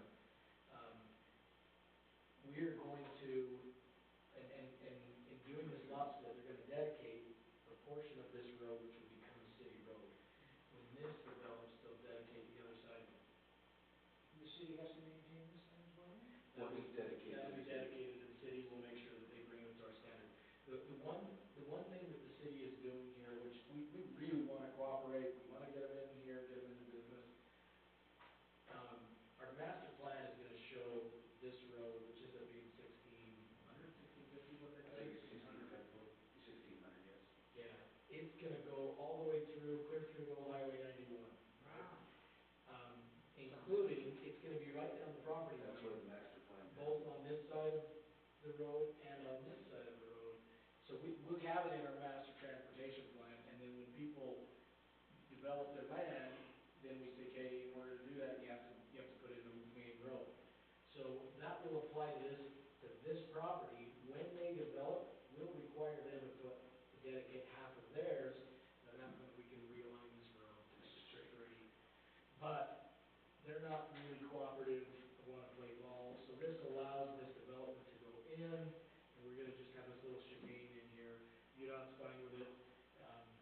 UDOT really doesn't care, their biggest concern is distance from the freeway. This right in, right out prevents somebody from trying to turn left, like a big rig. The build up right there, Block everything. because of this turn into that other road here.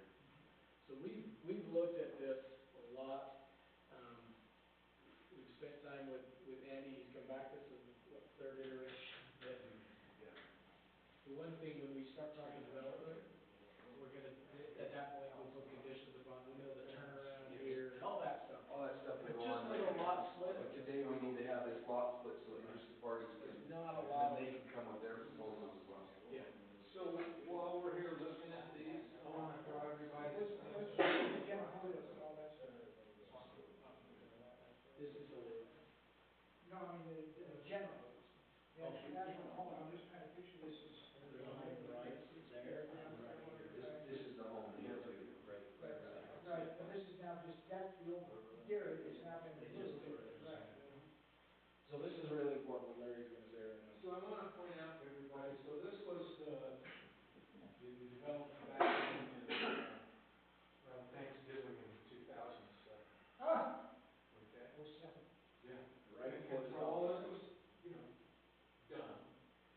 And there's a note on the plat, there's a water development fee. It says a water development fee will be required at the time a building permit is requested.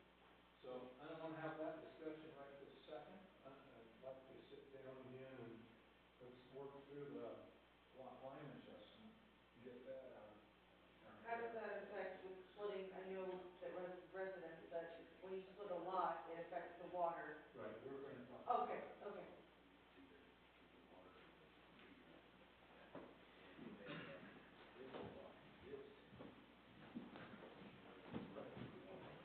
Still with us, Steve? I think you fell asleep. Okay, thanks. All right, so we'll take the first item, we'll deal with the lot split. And so if you have any I'm sorry, let me take that back, I apologize. I'd like to deal with first the lot line adjustment. So if you have any questions regarding the lot line adjustment, now would be a great time. Boundary line adjustment. Boundary, yes, thank you. Boundary, yeah, parcel boundary adjustment, yeah, or something. Yeah, that's what I thought, yeah. So we have no This questions. is not on my agenda. All right, I entertain a motion with regard to the, It's the same line item, it says it's both, right? yes, on the agenda? Well, there's a line adjustment No. and then the lines. The agenda I had pulled up is an old one that Oh, wasn't on it. okay, gotcha. I'm sorry, I entertain a motion regarding the, lot line adjustment for the, what is that? Boundary line adjustment. Boundary line adjustment. Thank you. I make a motion to approve the boundary line adjustment, As presented. and then the legal description is, do we have to say it? Zero, whatever. Parcel number one, it's parcel number Parcel one number on one. this plat. Okay, there you go. Actually, I think it is lot number 1 within the subdivision. I did? Okay. It's a lot in this subdivision. Do I have a second? I will second that. All in favor? Aye. Does, Aye. I hate to be picky, Okay. but does it matter that this was not on the posted agenda on the website? No, she amended it, Heather. No, it was amended. Yeah. I just went to the okay, I'm just letting you know, the public doesn't know, I don't know if that matters. Okay, I just, yeah. I don't know if that legally and that kind of thing, I don't know if that makes a difference. The public notice website, Yeah, let's check.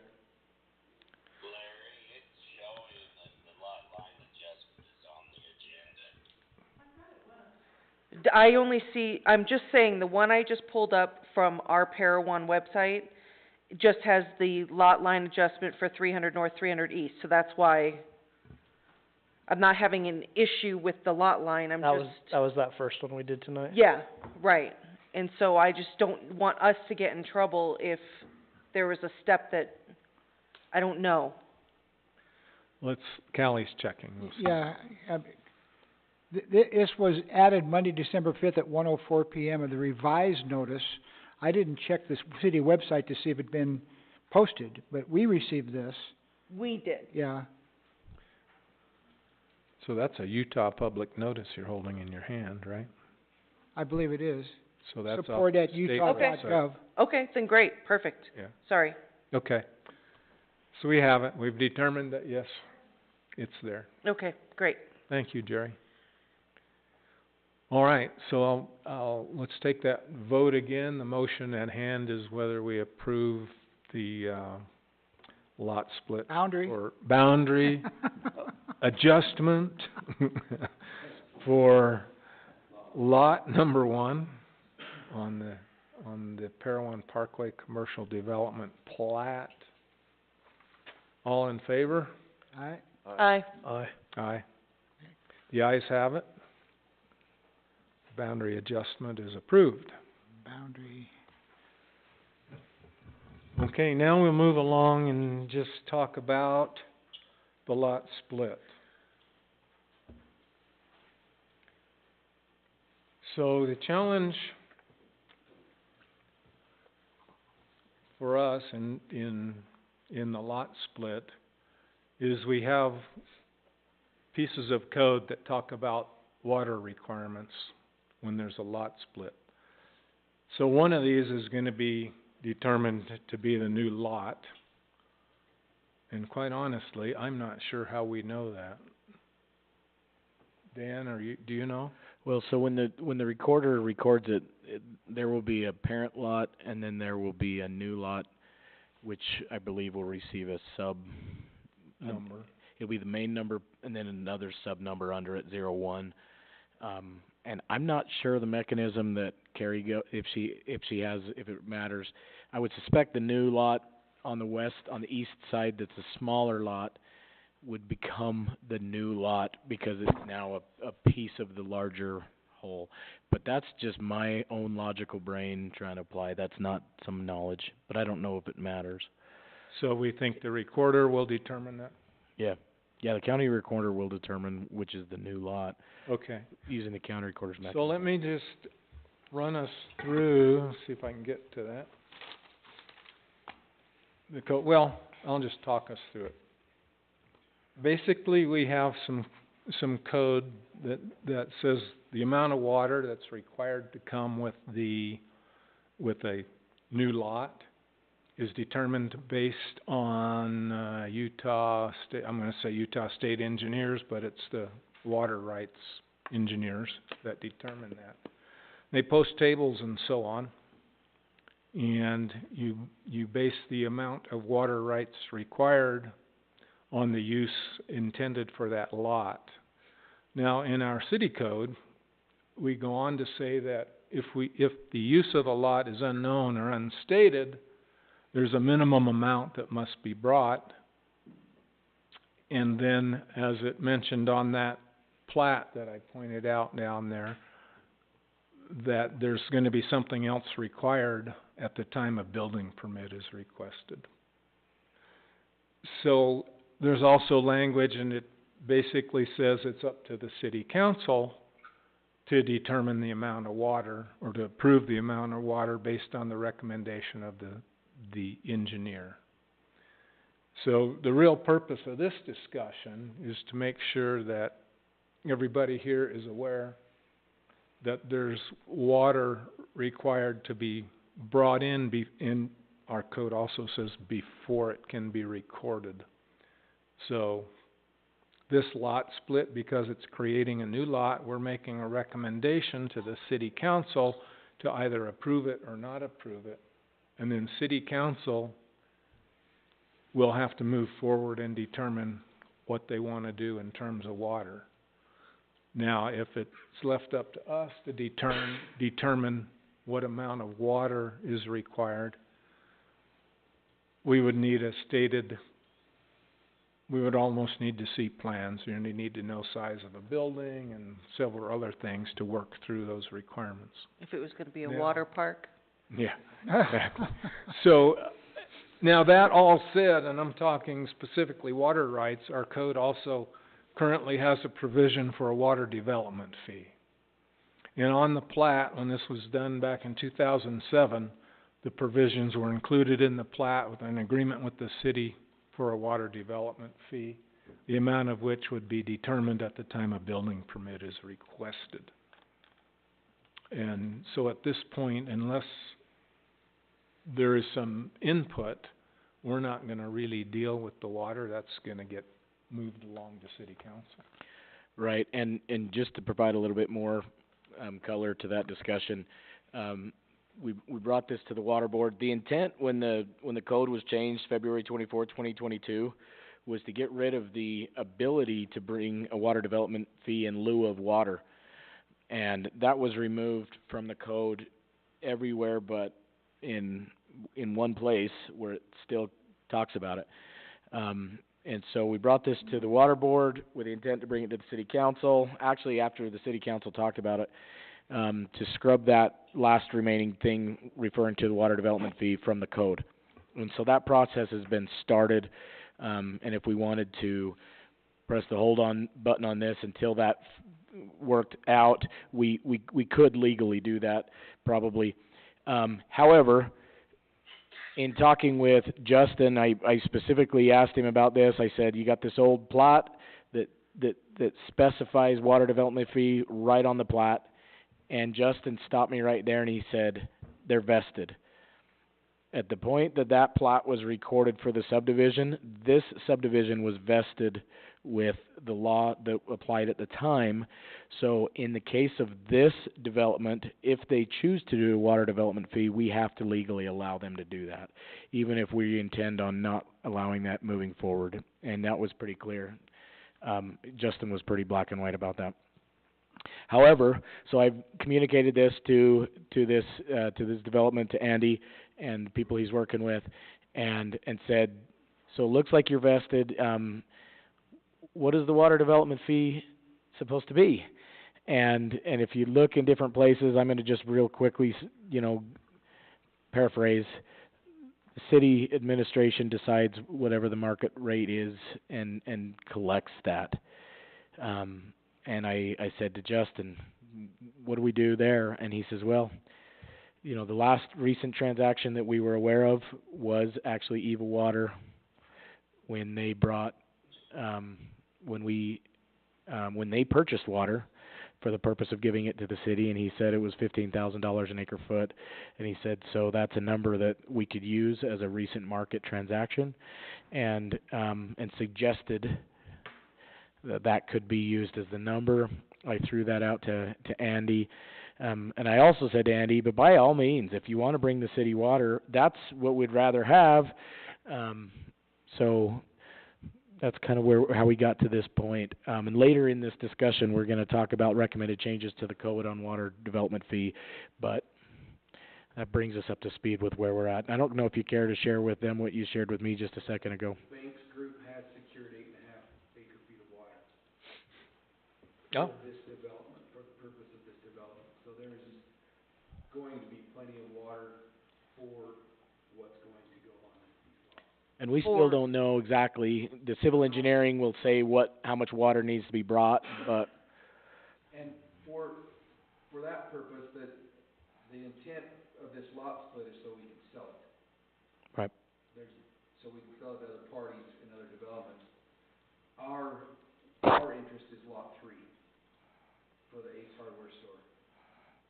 The other 2 lots will be sold to other parties, and they will put their own and bring their own water or purchase it from the Banks Group.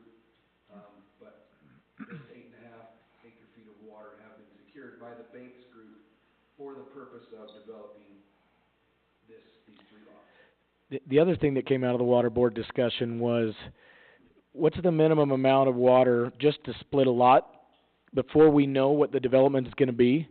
What's the minimum amount that you would have to bring if you just wanted to do a lot split and then not show your cards and not do anything? And they decided that an acre foot is the number that they recommended to put in the code. An acre foot if you just wanted to split the lot. So assuming that if to move forward with this lot split, according to the water board's recommendation and what we're going to suggest to put in the code is, at a bare minimum, they would need to bring an acre foot of water, or a development fee equivalent to an acre foot of water. And that's the conversation I've had with Andy so far. But there's nothing to stop them from bringing us all the water they think they're going to need, because it takes time to record the transfer of water, like 5-6 months right now. So we don't want to slow this process, and so that's why I'm like, if you're going to do it, just bring to the city the water you're going to need and do it once, rather than do an acre foot, and then when you come back with the development, then provide the difference. And just so you know, an a hardware store is not going to need a lot of water. Basically, you got a couple of bathrooms, and that is what it's going to be tied to on the engineering side. But the minimum was an acre foot. Yeah, minimum's an acre foot.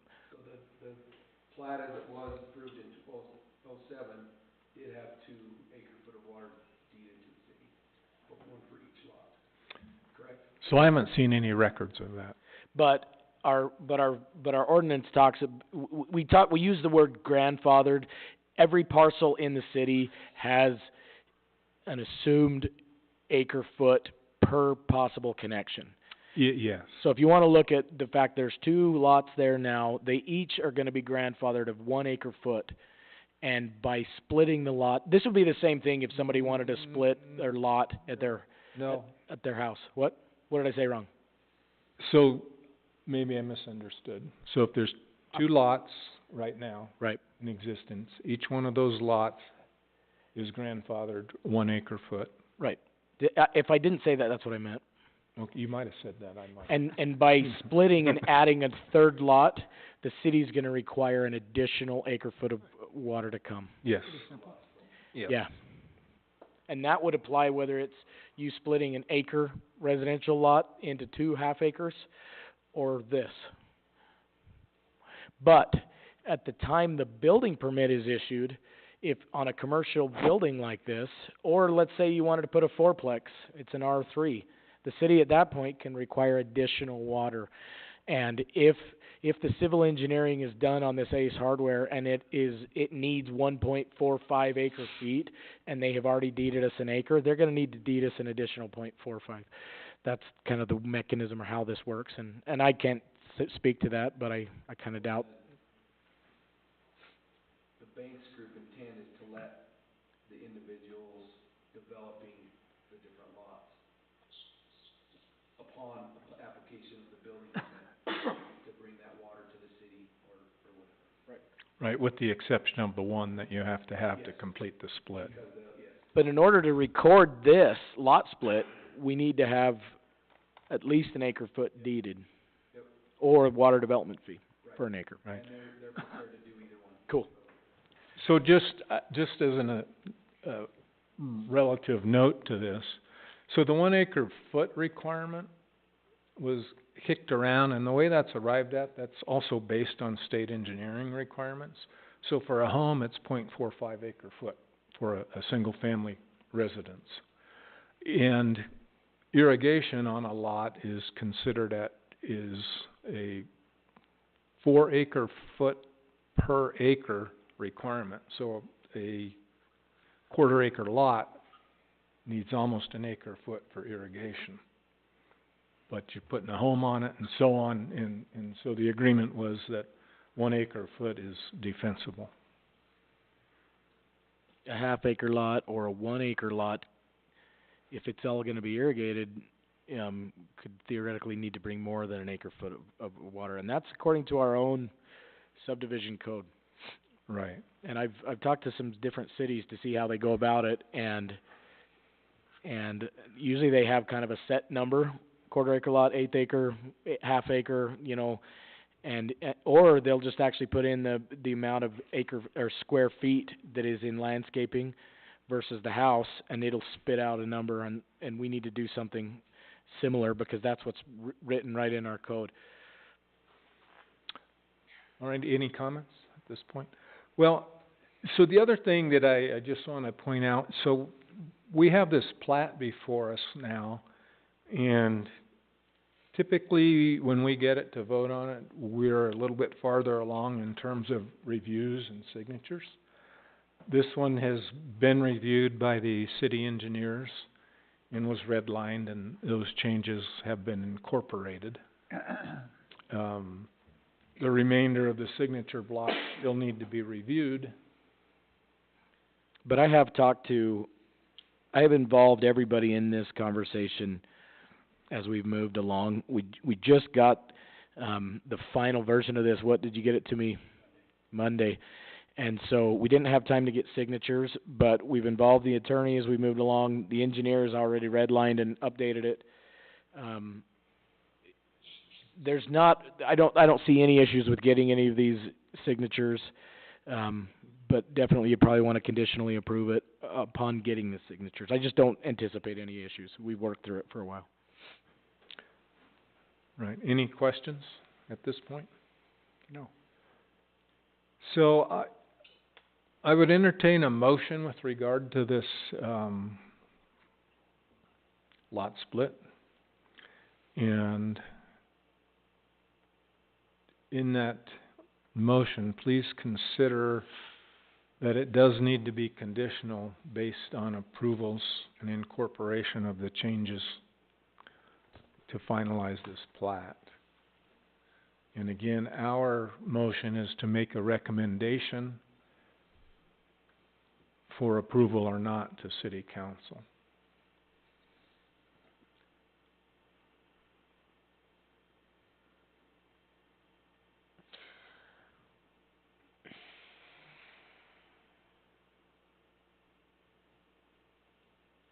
I'll make a motion to approve the lot split, as we discussed, bringing in the appropriate amount of water as described upon completion of the plot. completion of the reviews and Reviews, any okay. subsequent changes. Also, and I pointed it out while we were standing down there, this does dedicate road, or right of way to the city. The advantage of doing that all in one swipe is that the surveying doesn't have to be redone and re-recorded. Right, and So just the it point, kills multiple birds with one stone, and so, if you Just see the one hatch point on mark the on the right side of it, that's now public road dedicated to the city. so the road dedication to the city happens in a couple stages, really. So it gets dedicated on here to the city, then it gets built, and then we have about a year, once it's built, to accept that dedication or not. So if it wasn't built to standard or something, we would reject that. We've been in communication on the specs with the road, with the width, the easements and all that stuff. Right, And that's how it's gonna be built, so that it's appropriate. okay. I just point out that it does modify the actual size of that lot. Do I have a second on the motion? I'll second it. All in favor? Aye. Aye. Aye.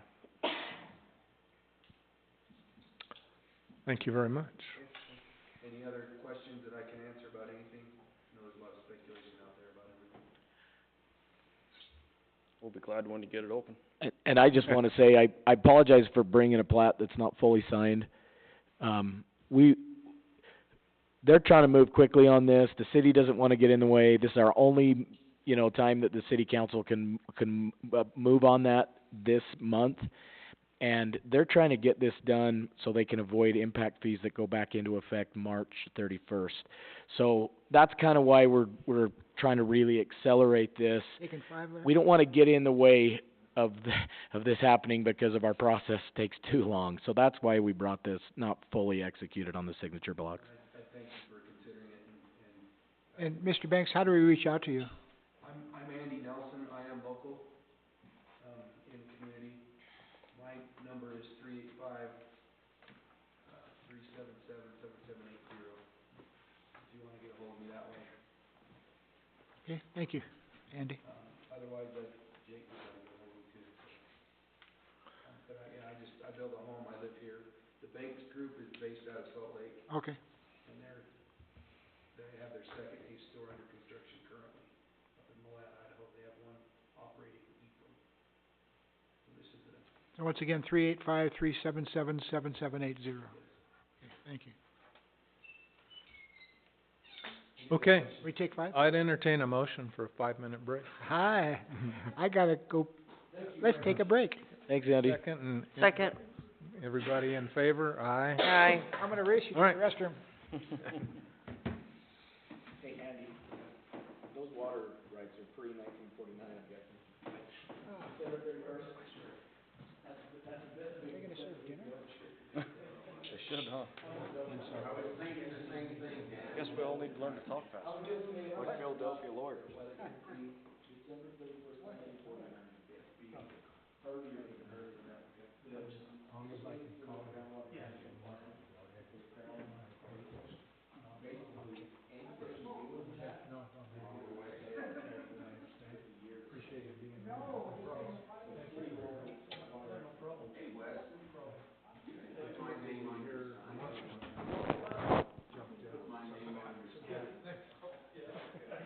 See ya.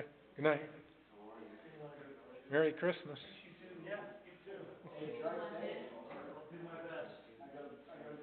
Yeah, it's sketchy out. Hmm? There's some scary roads tonight. Yeah, yeah.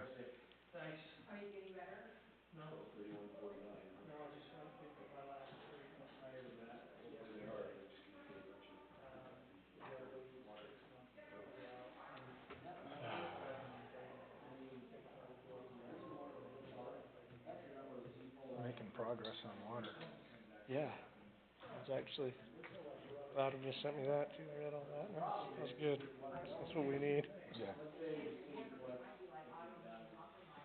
Hang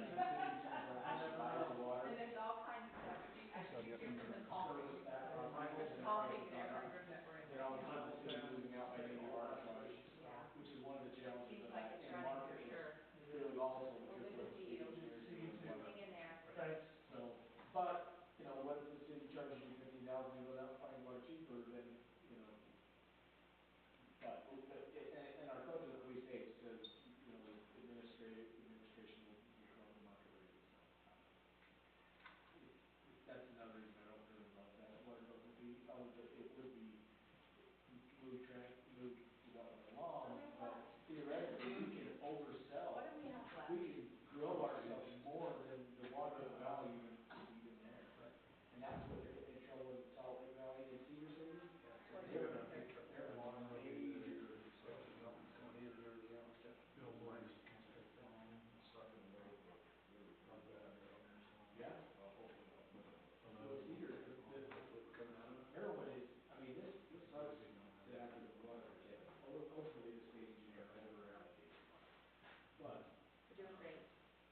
my line of sight, it's really great. So we know we have another one. Okay. I didn't have another.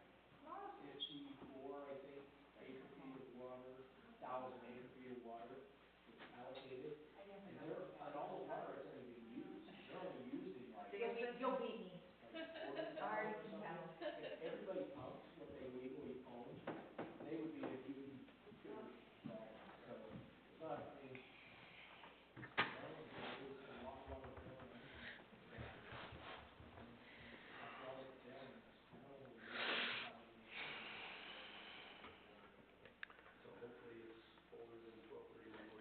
Thank you for speaking up. Well, I just, And voting your mind. well, it's just that, you know, when I look at Heber and the fact that their ordinance is 14 days,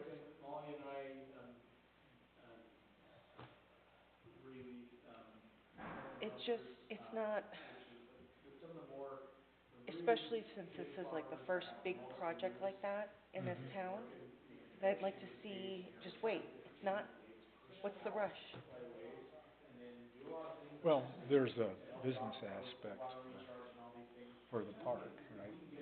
They've got to generate revenue to keep Sure. going and do all those things. And if they're empty for the winter, I'm thinking that probably impacts their bottom line. But they also, as a, from a business perspective, you would have looked at that and you've planned that and you know that.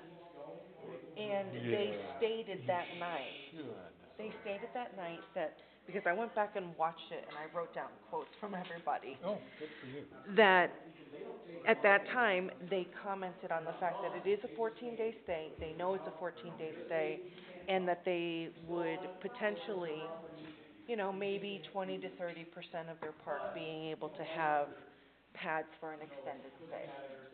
But they went into it knowing what our ordinance was, and they moved forward. And so now to come back when we don't have any experience under their belt to know what the demand is, what the park is, how the park's going to affect the town. Yeah. That it's like, okay, it's just like, you know, if there's a bill out there and you want to vote on it and it's not, you're just like, oh, I don't know. You vote against it because if it's important enough, it'll be brought up again. Well, we have a public hearing and we've got Yeah. city council to work through. Yeah. So that's my whole thing. Before I am so not opposed to the RV park. Yeah. I want to see how that impacts the town before we start making big changes like that, because it's so much harder to say, oh, sorry, well, that was a mistake, let's go back to 14 days. That's basically my bottom line point. Yeah. And I don't know how you time it. I mean, I hear what you're saying. Yeah. I don't know how long you wait. Maybe 6 months. Yeah. Let's get a summer under our belt with the company, or to see how that RV park actually affects. And before we start, because they went into this business with the agreement of 14-day stays. And I understand. And I know that they can get around it, they can loop it. I know they can. But to make that much of a concrete change, that's... I'm more interested in being in line with the surrounding communities so that they can be competitive. I'm not a conspiracy theorist or something that thinks that, oh my God, all the Bryan Head people are gonna come down there and party. And, honestly, I think it could be it could be a great asset to give, because if somebody who's gonna be an employee at Bryan Head owns an RV that qualifies up to their standards of what they allow in, they're not coming in with some beat up little RV thing. They're coming, you know, that's great. That could be a great benefit. But to decide that now, when I didn't even know that they didn't have power until yesterday? But should you? I mean, Well, that's no. not our business. No, but I'm saying is that if they haven't even had power, we haven't seen what that's gonna do and bring in positive or negative to Parowan. Right, but here's what happened. So they got into that, they got delayed in process, in Mhm. planning and zoning and city council. Mhm. Bring me a rock. I've lost him. Oh, But bye. bring me something. They got delayed a little bit, and then COVID hit. Okay. And Yeah. they had supply chain. Oh, yeah, and I No was matter what you had. Here we $800,000 increase Eight in their, Right, in their and the things budget. just went boom, Seven. boom, boom, and I'm going, seven, how do you survive? seven. I understand that, but at the same time, who says that they had to actually start with 68 units? Well, that's a budget For thing, water that's Yeah. how much money do I mean, but have that's the divided business side of it. Provisions for water. That's, you know, Right, I'm just reading. if they could've got all their stuff, they'd have been open months ago. sure. Remove provisions. Yeah, but anyway, yeah. All right, let's I think we're all get back in session here. Thank you. All right, our next item is draft amendment to municipal code to remove provisions for a water development fee from 14.06.050D.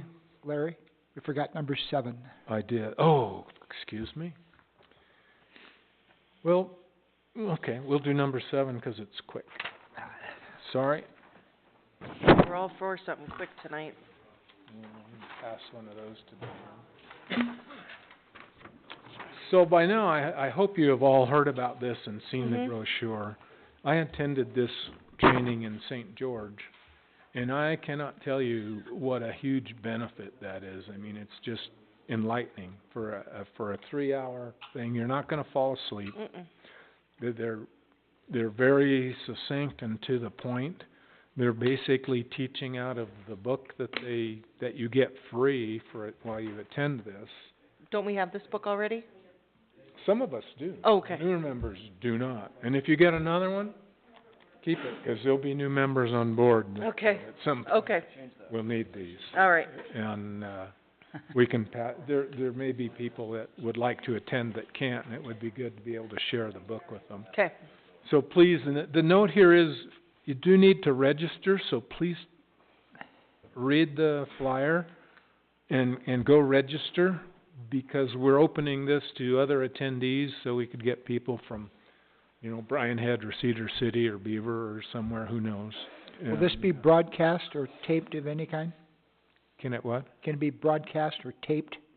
Well, at this point, you can go look at the slides online, and you can probably watch a video of one of the classes. So The reason I'm asking, I went online to register, and my lovely wife reminded me I'm going to be in Mexico on a cruise. Yes, you told me that.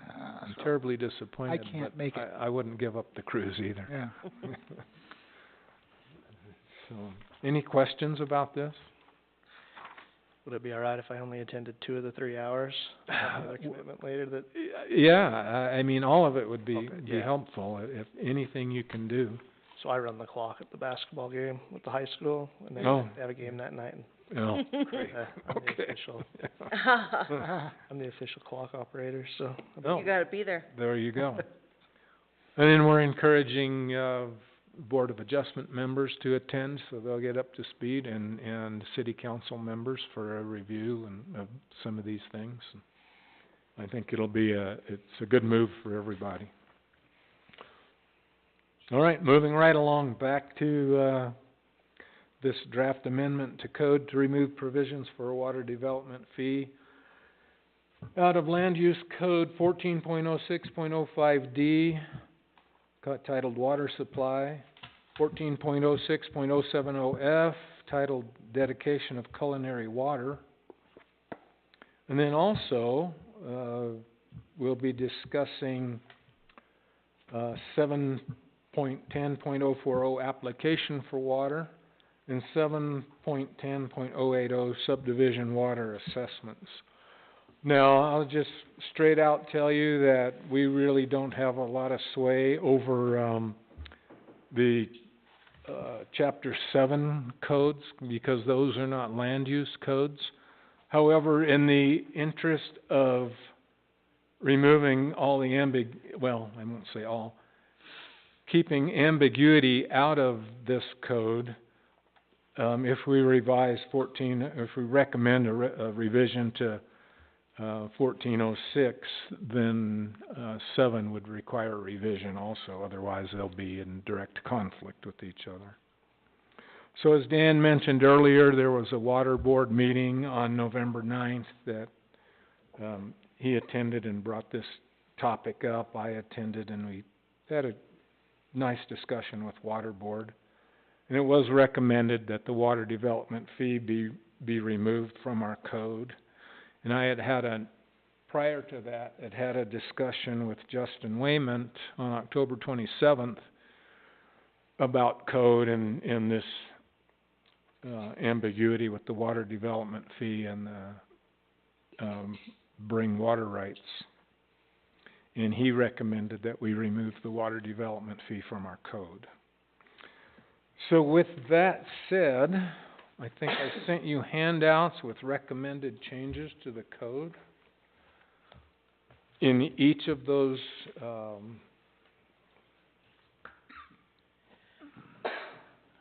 chapters, if you will.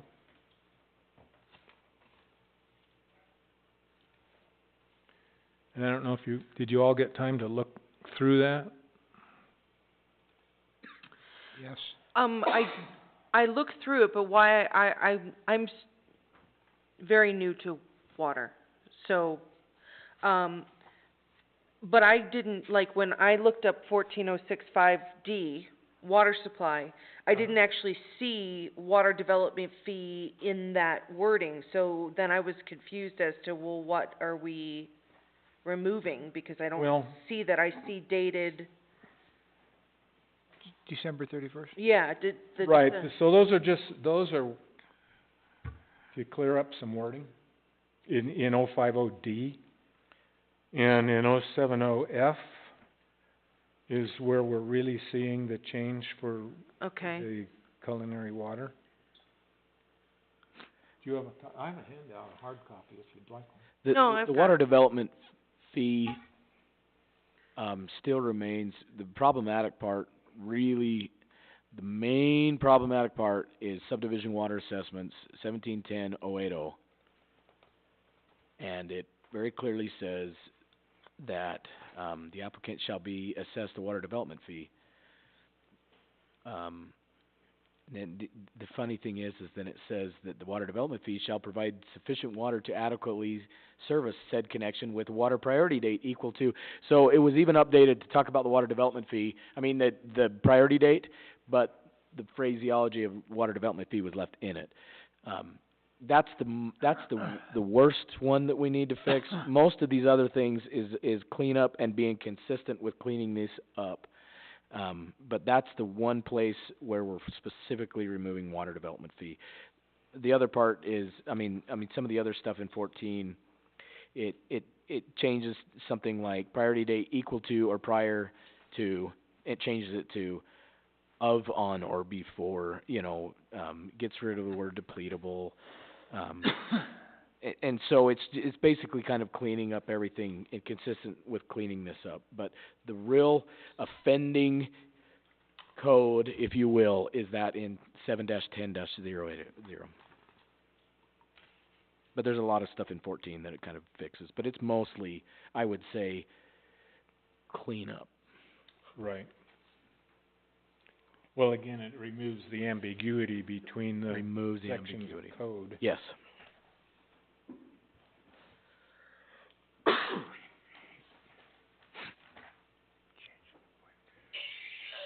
And then the other piece to that is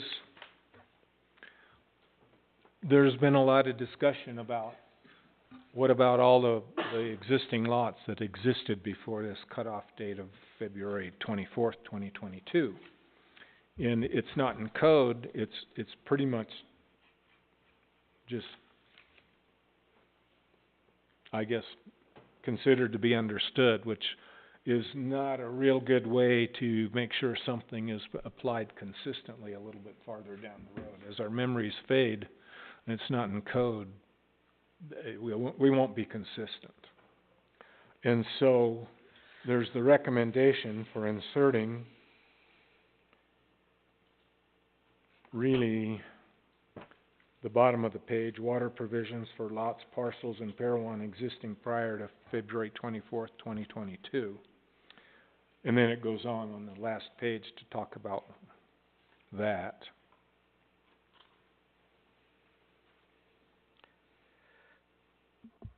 Cause it describes any new lot created by lot split, subdivision, or annexation shall provide or transfer to the city sufficient water.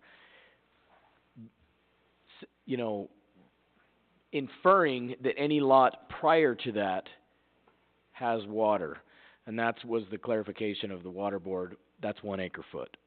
Right. So it's kind of a inferring thing. It's just if you're gonna add a new lot, whether by annexation or by lot split, you gotta bring new water for the additional lot or lots.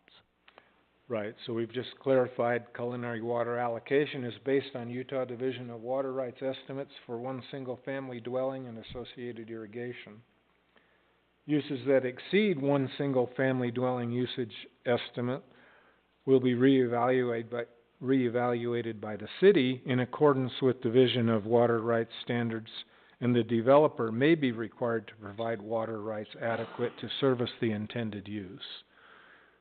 So it basically backs up what we're saying is if you bring 1 acre foot to complete your lot split and then you come in and wanna build 10 triplexes or something, then you're gonna have to bring more water.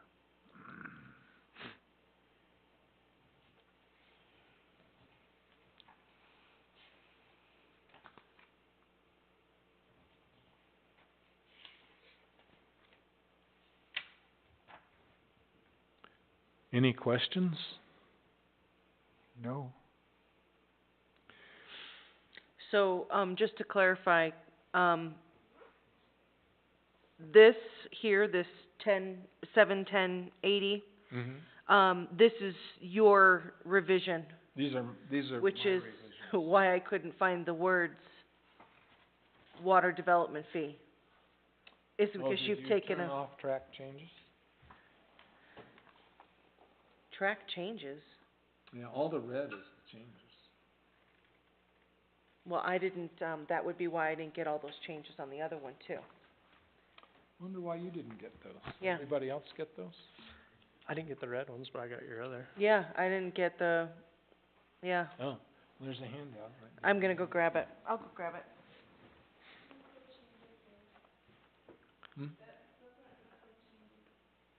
Oh, those aren't, what are those?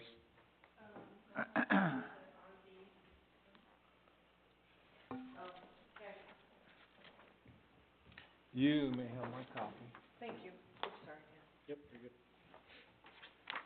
So that's why I was so confused when I was, yeah. Because I'm like, well, I don't see it. Why are we talking about this? I'm sorry. It's okay.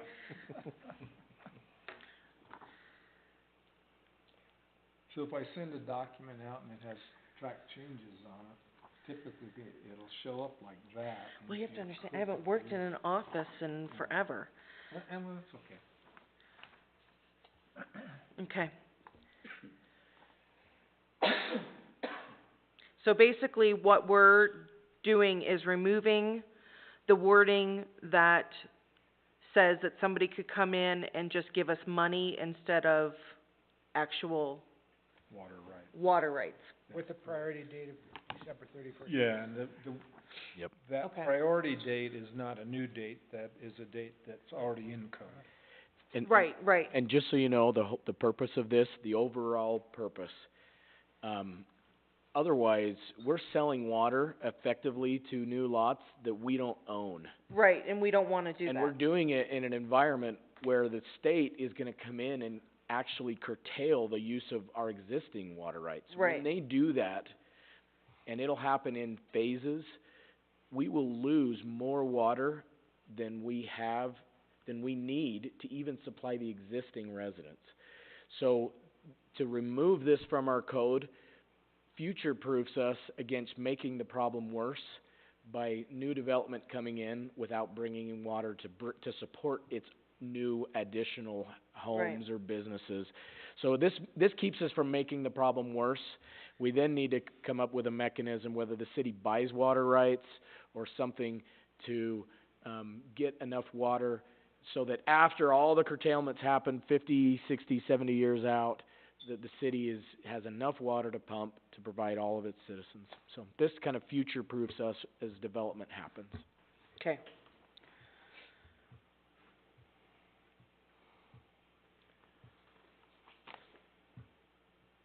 You need a minute to look at that? No, go ahead. I would entertain a motion on the disposition of these language recommendations for our code.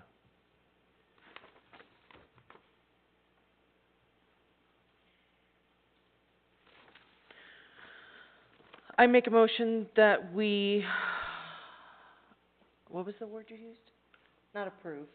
We're gonna recommend. Recommend. To city council. Recommend to city council the, wording adjustments to amend the codes listed here to remove the provisions for a water development fee. I can second that. All in favor? Aye. Aye. Aye. Thank you all. You can have this, Well, I was gonna open it so that I could see what I did wrong, oh, so that it doesn't happen in the future. keep that just in case. So, just as a point here while we're working on this, so you heard earlier Dan or somebody talking about, actually I think it was our lawyer, talking about that because of the plat and the wording on that plat, that they were vested with a water development fee. And that still holds true, but just know that for our business, when we put something on the planning and zoning agenda, and we bring in recommended code changes for us to consider, that effectively puts that code in question, and a developer could not come in tomorrow and say, I want to pay a water development fee, because we have now had it on our agenda and had a discussion about it, whether we voted on it or not. It basically puts the world on notice that that piece of code is under consideration for change, and you can't vest in it any longer. So you'll be stuck with whatever the new code is after that. There is like a time limit, right? Or is Yeah, we have some amount of time, and I think it's 6 months? 6 months, yeah, to figure it out. Otherwise, they can come back and we'll go a different direction.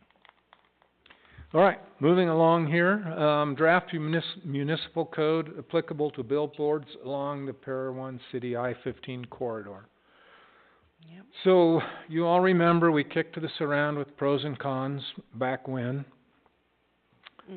And it sat idle for a while, and I finally got busy and put some code together. I think you got that before the last planning and zoning meeting to look at.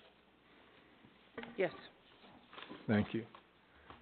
Now, what I would like to ask before we go any farther, I suspect that that code is not 100%. And what I'd really like is a motion to vote on something to determine whether we actually want to proceed with code applicable to billboards along the I-15 corridor, or if we're not in favor of that. Because quite frankly, it is quite a lot of work to get it to where it is. It'll be quite a bit more work to actually finish it off and get a good review on it. And so I'm asking you all here, if we're not in favor of pursuing this, then let's do that here, because if we're gonna not wanna recommend it to city council, there's no point in going any farther with this code, in my opinion. I'm open for comments or... Well, I think that if we don't have code, that then we can get into trouble potentially with things that we don't want. So right now, the answer for a billboard is they're just not allowed because there's no code for them. So with no billboard code, what happens is they go to the state, to UDOT, and UDOT says, did you get a permit from Parowan City? And they said no, and they come back to Parowan City to get a permit, and we say we don't allow billboards in Parowan, we don't have code for that. And then that's pretty much the end of it. We can add a piece of code that says no billboards allowed, if that's what we wanted to do, to make that, 100% clear. Or we proceed with code that allows billboards, but it's the I-15 corridor through the city. I think there should be something solid and written, I mean, as far as code is concerned, whether it's pro or con. Just having nothing, kinda makes us look like buffoons. I mean, we should certainly have something on the books that says, yes, we can, and this is what we will allow at size and all the stuff we've talked about, or no thank you. I think we should write a code. I wouldn't mind that. I've had a couple requests recently. There's a piece of property that's right out adjacent to the freeway, and hey, I've had 2 requests since I've been in this position. Can I put a billboard on there? I can't reference code that says no. I can just say we don't allow it because we don't have any codes about billboards. It's a little harder to make a hard statement of we don't allow billboards when I can't point to it. One other thing I'll point out is from the freeway along Holyoke Lane, 200 South, into Main Street, down Main Street, and then up 143 is part of the Patchwork Parkway, and no billboards are allowed on that because it is a scenic byway.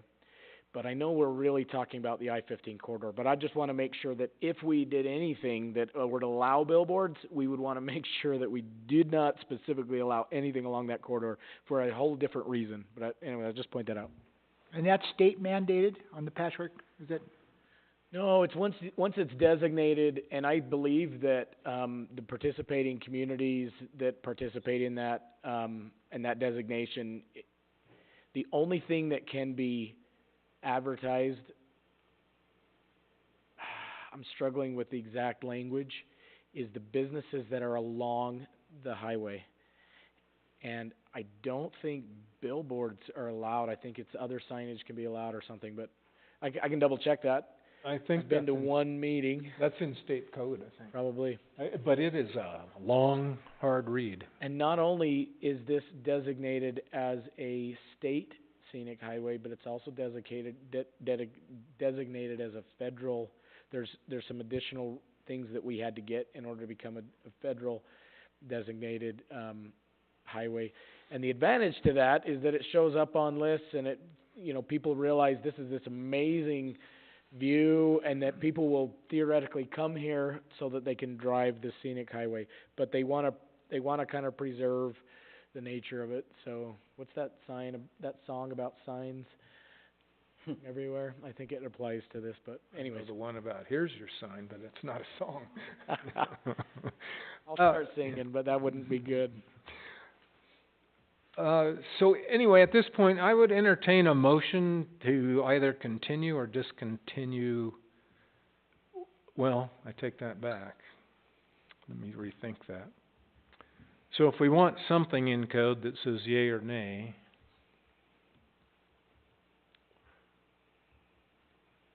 let's do it this way. I need a motion to indicate whether we're in favor or not in favor as a commission of billboards along the I-15 corridor in Parowan City. I'll make the motion in favor of entertaining billboard code along the I-15 corridor. I would second that. All in favor? Aye. Aye. Aye. All right, so that said, we're gonna move forward with what do we wanna do with the code. So the code I've written assumes that we would permit billboards along the I-15 corridor. How do you feel about that, or, you know, are you in favor of I don't, that kind of, or are you in, pardon? I don't see a problem with it. It's just along I-15. Jerry? I would encourage it. There's already UDOT laws too Right. that space those out by, I believe, You're 1,200 exactly feet or right. something. No, it's not quite that much, it's more Yeah. like 500 to 1,000, Okay. something like that. It depends on a couple other factors. Jake? You're thinking, Heather? Oh, I have, yeah, I definitely have thoughts. I am Generally in favor, or? generally in favor. Okay. One of the thoughts that I had is, the size requirements to be really on the more of a minimum size, Mm-hmm. mainly to potentially be able to have more local businesses. Like I called, Yesco or whoever they are, and it's, like their cheapest one's like $1,000 a month. And, you know, Dry Lakes isn't gonna be able to afford something like that. So that's my thing, is that I would just like us to, if we maybe have a more smaller size requirement, a small maximum size, if that makes sense. Or like maybe a standard billboard size instead of the mega boards. Yeah, and, you know, and, potentially, I mean, 'cause there's a big minimum. 1,000 square feet, I think, was the, It's like 14 by 40 or. yeah, well, no, for, when I looked up, it was like 1,000 square feet sign is like the biggest sign you can have. So we can require it to be anything smaller than that. And the other thought I had too was, since we're putting in permits, in your code that you had written up, you were talking about, a permit, you have to come and get the permit, and the permit has to be renewed every 5 years. What if we only allow so many permits per year? Meaning like, when we first implement this, let's say we have 2 available. Whoever gets those 2 that year, does that make sense? Like, and so that it's, not that I'm expecting like a mad rush, but we would be able to curb it initially so that we can see the benefits, or if we need to, adjust anything later down the road.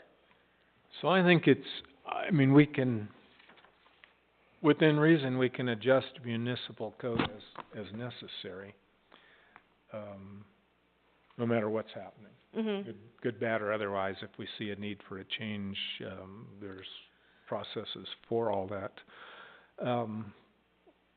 I personally, and probably am not in favor of any kind of a limit in terms of quantity. I think the quantity or the number of billboards that would be along the I-15 corridor is manageable because there's a space requirement. Mhm. There's another requirement that says they can't be put next to residential parcels. Mhm. And so I suspect when all that's figured in, there's not a lot of, Right. not Plus, a lot you're of within places the they limits can of go. Parowan city limits anyway, which is another factor. I mean, Parowan city limits is yeah, what? UDOT's telling you X amount of feet apart, and Parowan city limits end, well, that's, Well, just do the math on that. but it's That'll tell you how also many billboards what you the got. limits are today. Parowan city limits, I'm sure will, Oh, yes. yeah. They could, yes.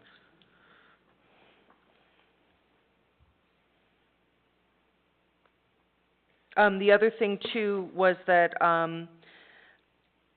I really would encourage us to write verbiage that does not allow digital billboards. Did I not quite get there? What is, You actually, wrote that they were permitted. I did. Changeable message signs on page 2. Number 11? Oh, wait, oh crap, maybe yours is different than mine. Oh, page 4. My pages were out of order. Page 4, number 11. The changeable message signs are permitted if the interval between the messages. I think that no digital, they're too distracting. They can cause, the studies have shown that they cause more car accidents. And so, it would just have to be one of the big vinyl signs kind of thing, not something that is digital and changes. So I'll look at that language. I think that was intended to be changeable signs. You've seen the rotating ones? That they're almost like a vertical blind, Yeah, and as you go by, they flip from time to time. I had just read what Molly had sent, which was from, who was it that this was from? Scenic Utah on electronic signs and digital billboard ordinances. And in there, they didn't actually talk about that kind of sign. So I don't know, I'd wanna look into if there's been any studies on those and if they are a higher risk or not. If not, then great.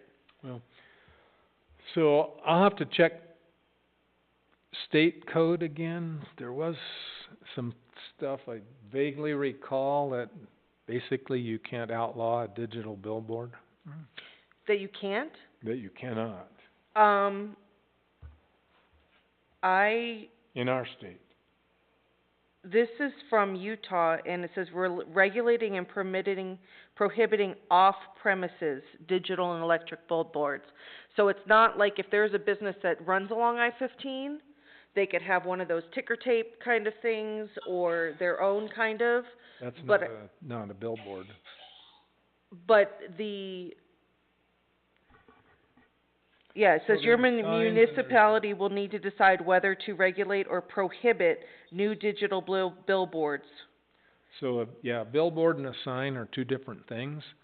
So, and there's on-premise billboards and off-premise billboards. So an on-premise billboard means you're advertising something that is happening on your property. Correct. An off-premise billboard means you're advertising something that's happening on some other property, some other city, municipality. Correct. Something like that. And so, to clarify, you're thinking that we can't, for an off-premise billboard, require it to not be digital? We can't prohibit? I suspect that. I'm reading it right here, and it says that we can, as a municipality, we can prohibit. What are you reading? You reading code or somebody's opinion? No, I'm reading what Molly sent to us, or I don't know if she just sent it to me. It's from Scenic Utah, talking about the digital billboard ordinances. Okay, so the thing is, we just have to be careful with those things, because that's their opinion of what can be done. I'm not sure when that was written or how current that is. It may be right up to date, and it may well be true. And I'm okay with not allowing digital billboards if everybody else is feeling the same way about that. How are we feeling about digital billboards? Some of them are awfully bright at night. That one countertop resources, or countertop sources, coming up out of St. George, that thing just about blinds you. At least Oh, yeah. Oh, yeah. Yeah. Right there by Walmart. Right, and I have to admit, they are distracting. I mean, when all that It's stuff. like getting a text on your phone, all of a sudden you see in your peripheral that thing Right. changes, and you're like, what? Huh? What? Yeah. So those are prohibited. Your name, please? State your Excuse me. The night sky ordinance, if we decide to be designated as a night sky community, that's something we're gonna need to be sure we comply with those rules. And my guess is it's gonna be things like that, because they really do obscure the night sky. Right. This was dated June of 2022. Okay, that's pretty current. That might have been. So to that end, depending on night sky regulations, you may not want to even have allowed lit billboards. 'Cause there's several ways of lighting a billboard. You can backlight it, regulate it, or, that's what I'm saying. that you As can regulate consider from the it, top down. you could have top down, yeah, Yeah. and so, rather than the bottom Yeah, up, which is, right. of course, just throwing tons of light up into the air, but something to So consider. Right, so right now, the wording in here says lighting illumination. Externally illuminated signs shall be placed so that no light passes into adjacent properties, public right-of-way, or night sky. Yeah. Okay, So, check the box. I mean, that's about as close as we can get to that unless we just prohibit any lighting at all Yeah. on signs. I think that'd be fine, I as don't long as think- you're not flinging Alright. light everywhere. Right. Like, I don't think an Mhm. unlighted billboard's gonna fly. I wouldn't rent one. no. Okay, You know so, what I mean? sounds like we're not gonna do, we're talking about electronic billboards. Right. Lighted billboards are okay, right? Yeah, yeah. Yes. Yeah. Okay. And electronic billboards is what we're trying to prohibit. One of the things that it brought up here too, which I don't know if it has, any, effect on, to us or not, but it was saying with regards to digital, billboards, that our language should be added to your ordinance to prevent existing grandfathered, legal, non-conforming billboards from being converted to a digital. So I know we have various, like, I don't know what kind of grandfathered stuff we have in, if that's applicable to us. So, But yeah. if we do, then we want to also make language that says that if they wanna, change or update that grandfathered in billboard, it can't be a digital one. Right, and what I would say to that is our existing nonconformance code, would prevent them from changing that. Okay, yeah, They're nonconforming, they can't change them. okay, perfect. They can do maintenance on them and those sorts of things, but they cannot physically change Alter the the, type of billboard. And that doesn't necessarily mean what the message on the board. It means they can't change the structure, right? That's Right, correct. right. Right. And I think, did I do that? Did I leave a statement in here? Yeah, I haven't written anything for non-conforming billboards yet, but I've researched that quite a bit, so it was I ran out of time, so. No, this was a lot of work. Okay. Anyway, that said, I will take this and continue to work on it and if you have recommendations or suggestions, send me an email or call me. So that 'cause as I work on these generally really hard early in the day, I mean like early and then maybe till lunchtime depending on how things are going. So, just anytime. There isn't a time too early as long as it's not before like 3:00. Oh, the only other question I had was, with regards to, the application and site plans, construction plans, that application, that it should be, the Parowan City Planning and Zoning Commission shall approve the application. What page are you on? Page 3, number 2. Page 3, number 2. That, if we have code written, like, do they have to come to us, or is that something that the city manager can look over their application and approve it? Do they have to come to us for the approval? Actually, you raise a good point. So once this was coded, this would be an administrative action. And if it met all the requirements, there's no reason why the planning and zoning administrator or his appointees couldn't do that. 'Cause it's not a conditional use permit. Right, I mean, it's really come in and get a permit just like a building permit. right. It's routine, it's not a problem. So, I think, I'll check that. I think that probably came out of state code that basically says if something meets all the requirements, it must be approved. Okay. There's no, you meet all the requirements, but we want you to do one more thing, doesn't work. No, it's gonna be double checking on zoning, double checking the distances, making sure that it actually fits what our code says, and assuming it does, I would agree. And wasn't there a parcel of land that you were talking about that right now is, county, not city, that maybe could be an issue, or am I mixing things up? Just a second. Okay.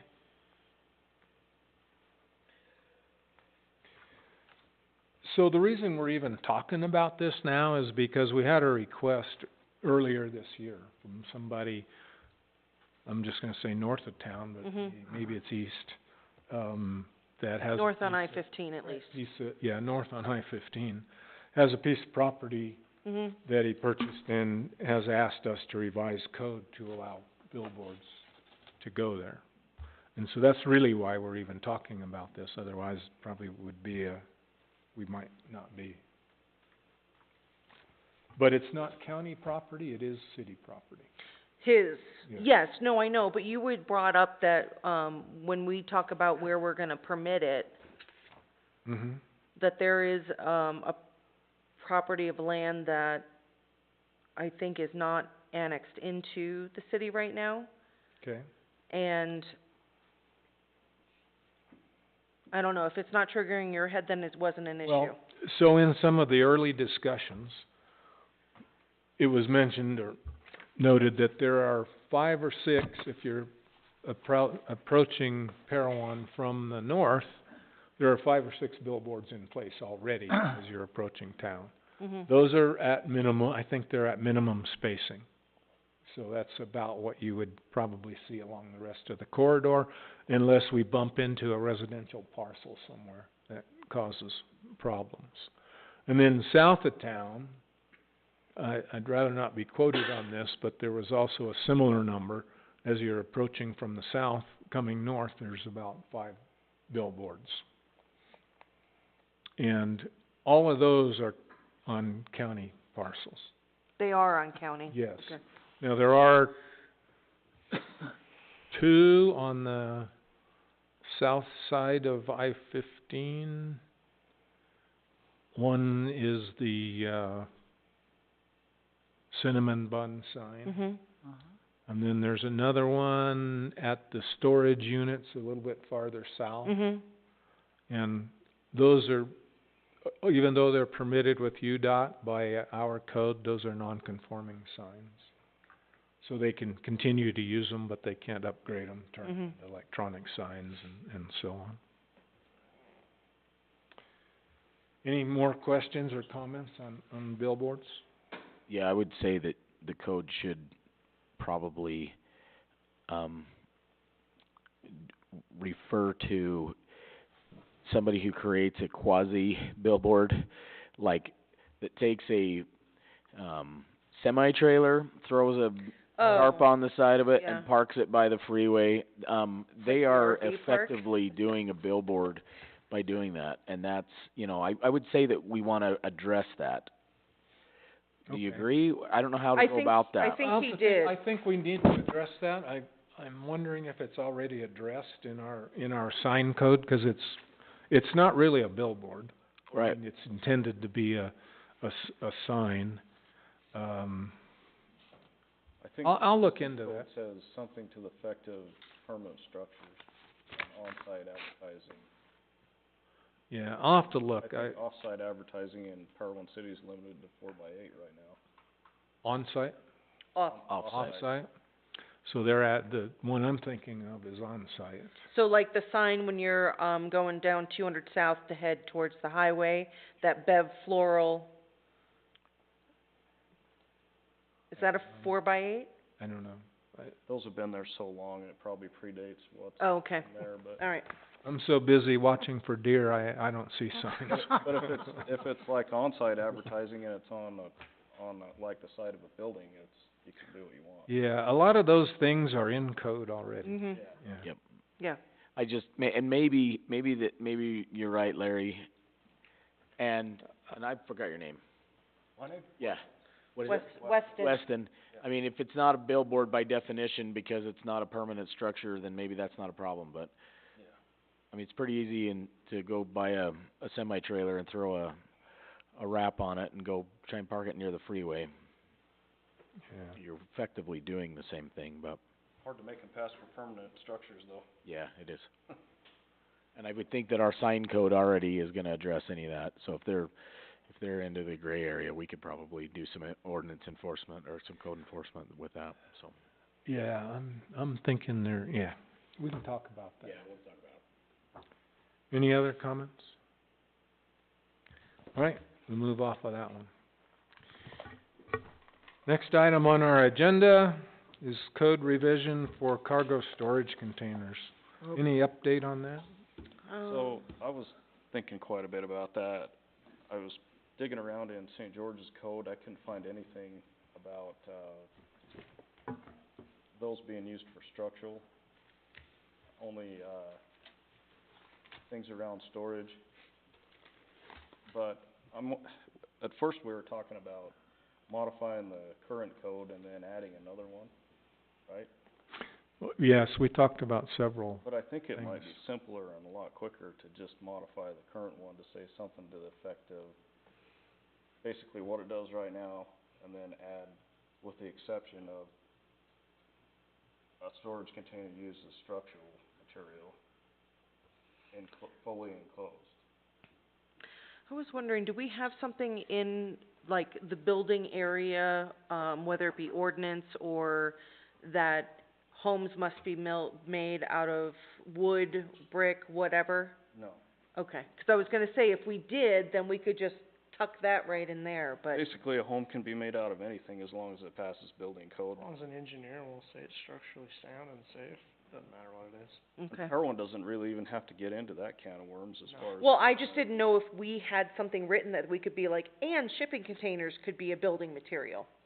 Yeah, you could add that on the back of what it Yeah. is now, but I don't really think there's the need for a whole nother code on it if you just made it simple, cut and dry. Well, I think our code that we have written right now is just really focused on it just being a storage unit, and it being, so we say it's we need the small size, it's a storage unit.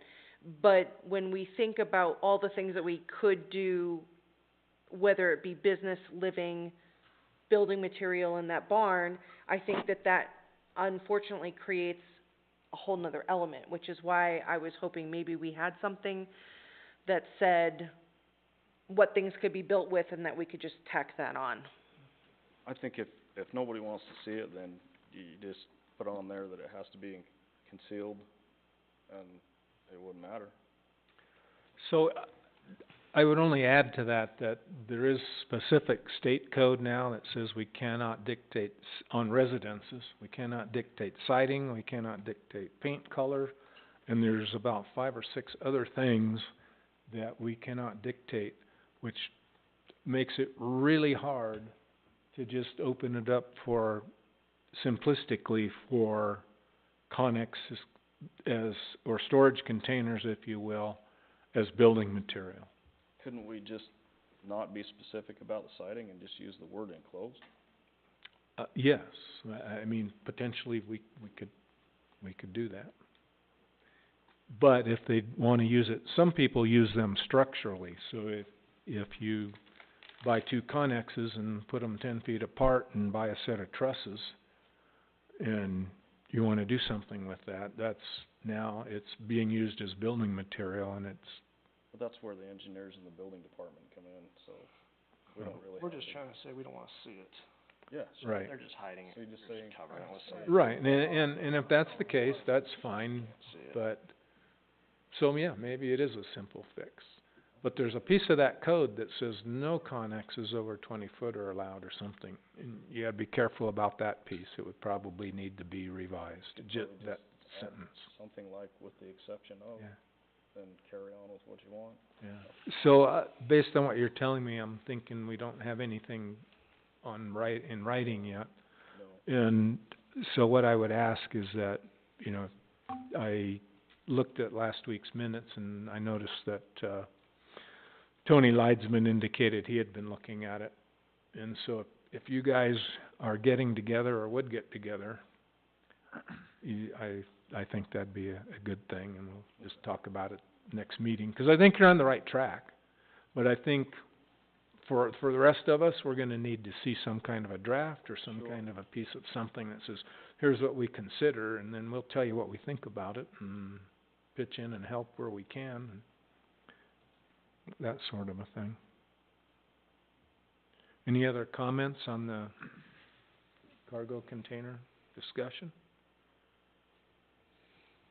Alrighty, thank you. So item 11 is preparing planning and zoning recommendations to the city council. I just wanted to, just a couple things here. So when we come in and we make a recommendation, whether it's for something or against something, I mean, they can send something to us and ask us for a recommendation, but we can also make recommendations and submit them to city council. And then they can come back and tell us, you know, they're not gonna mess with that, or they don't want anything to do with it. But one of the things that has to happen when it's land use code is there has to be a public hearing. Now, in state code, it says that the public hearing is conducted by the planning commission. In Parowan City Code, it says the public hearing is conducted by the city council. So and the point here is not necessarily who does it or when, it's just an awareness thing.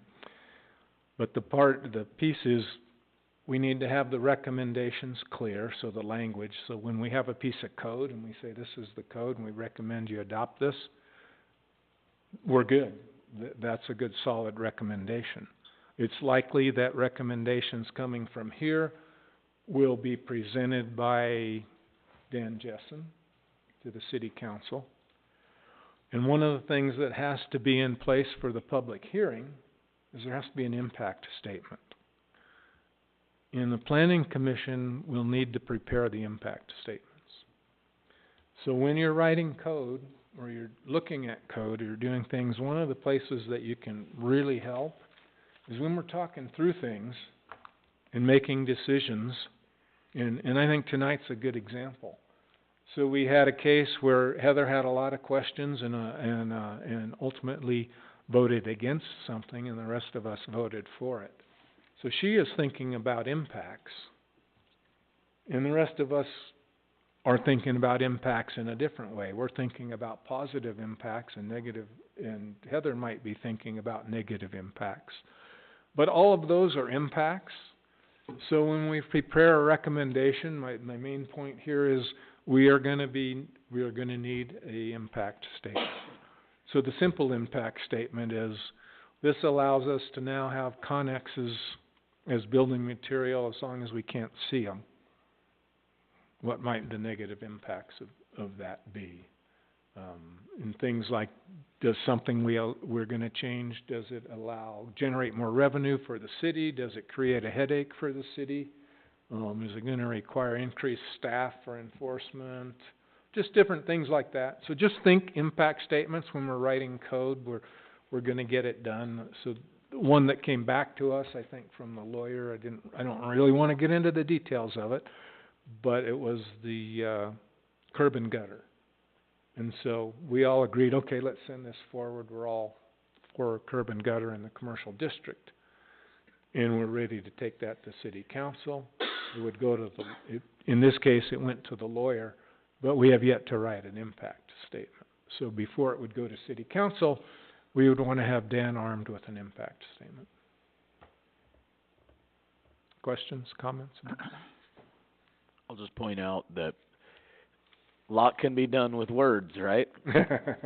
And it doesn't really say, like if you're gonna put something on the ballot, they'll say you have to have one person write up a positive and one person write up a negative. This doesn't say anything like that.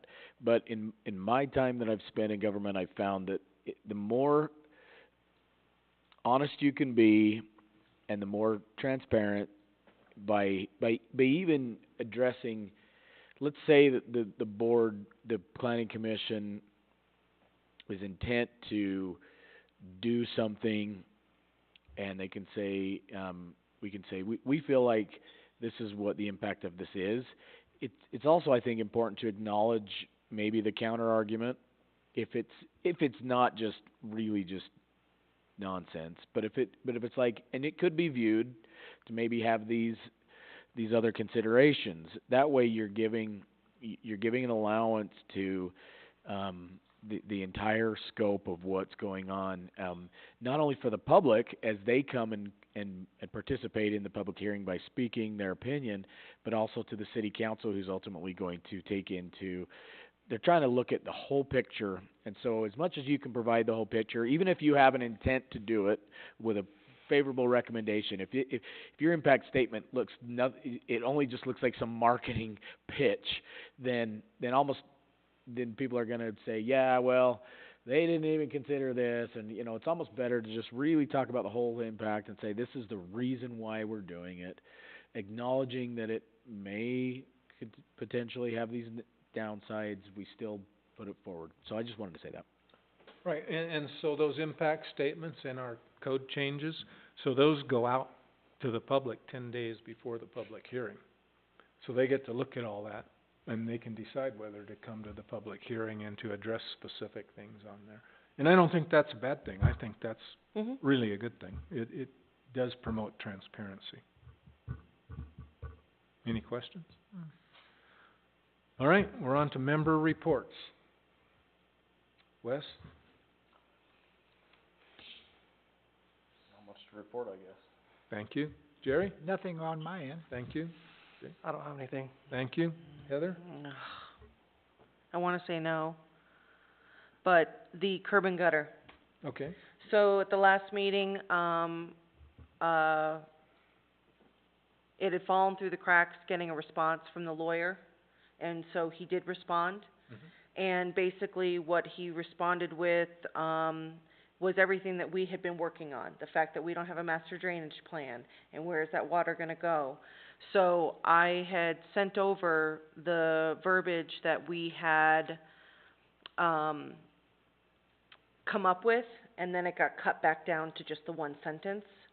And obviously the lawyer didn't approve that. So I don't know if you just wanna take a quick look at what we had written up months ago, or what I had written up and you had looked over. I would like to put that on the agenda for next meeting, Okay, if you don't mind. that's fine. The reason I say that is we're going long, Right. and I think there's a bit of a discussion to be had. I believe that, I'm not sure it was presented in the right context to the attorney. His biggest objection was, You talked about residences and stuff. well, residences Subdivision. and not having any place for the water to go, which basically we're talking about the drainage plan that we Right. talked about. So we were just getting this ready so it would be in the box, ready to go. Okay. So we'll put that on the agenda for next time, if you don't mind. Is No, that's okay fine. with that? All right. It's not like I had answers, I just didn't know if you wanted to see the verbiage so that, Next yeah, time, yeah, perfect. please. I will have it ready for you. Dan? This is as much the mayor's, item as mine. We're writing a grant, 'cause this is planning and the planning commission, to hopefully get the state to pay for a updating the master plan for the city's transportation plan. They've awarded this grant to a lot of communities and cities to upgrade their transportation plan. Ours hasn't been updated since 2014. As we looked at this property earlier today, this lot split with Ace Hardware, our master plan, the best we have is a piece of paper, and it's really zoomed out, and it's really hard to even tell exactly where this is even gonna impact this particular lot. So we are in dire need of upgrading our master plan for the transportation portion. And if we can write this grant, if we can get it, it'll be, we're writing it for $60,000. And it would just be really good for the city especially in these areas where we have development happening. And, it's really hard to hold a developer to a master plan that is incredibly out of date and and I've seen different versions of it. I'm not sure exactly which one is the current plan. This is one of our dire needs, and we do need a drainage study and things, but we're writing this grant for the transportation plan, and it's through UDOT for its purposes, just exactly like this. So anyways, fingers crossed. If that comes, of course, that'll have to go to city council for approval, 'cause there will be some match component of it, but it's a very, very, very tiny match, like a minimum of like 5%, or what was it, 6.77%. So it's basically almost all cash to update a city's master, transportation plan. So that's good news, hopefully. I'm not counting our chickens before they've hatched, but just wanted you to be aware. Thank you, that'd be exciting if we can get that. What about Dave? Is he still on board here? Is Dave still on the phone? Dave, are you still there? He might have himself muted, who knows? Nothing from Dave. Or he fell asleep. That happens sometimes right here. Can you hear snoring? All right, well, there's one more important I motion. make a motion to adjourn the meeting. I need a second. I'll second it. All in favor? Yay! Thank you all for your patience. 9:19 PM. 3 hours and 19. Oh, there is one more thing. Oh! I hate to say it, but it doesn't have to, well, it can go on the record. So there was discussion about whether we're meeting on the 21st or not. Based on where we stand and what we accomplished in this meeting, I think we could cancel on the 21st and not impact any schedules drastically. Dan, how do you feel about that? One of the reasons I wanted to push this was in case we didn't have another meeting in December, so. Thanks, Jim. Okay. Pretty close to Christmas, I don't know if we can get a quorum, I don't know. I'll be here. So it's up to you guys. All right. I don't have kids, I don't have family.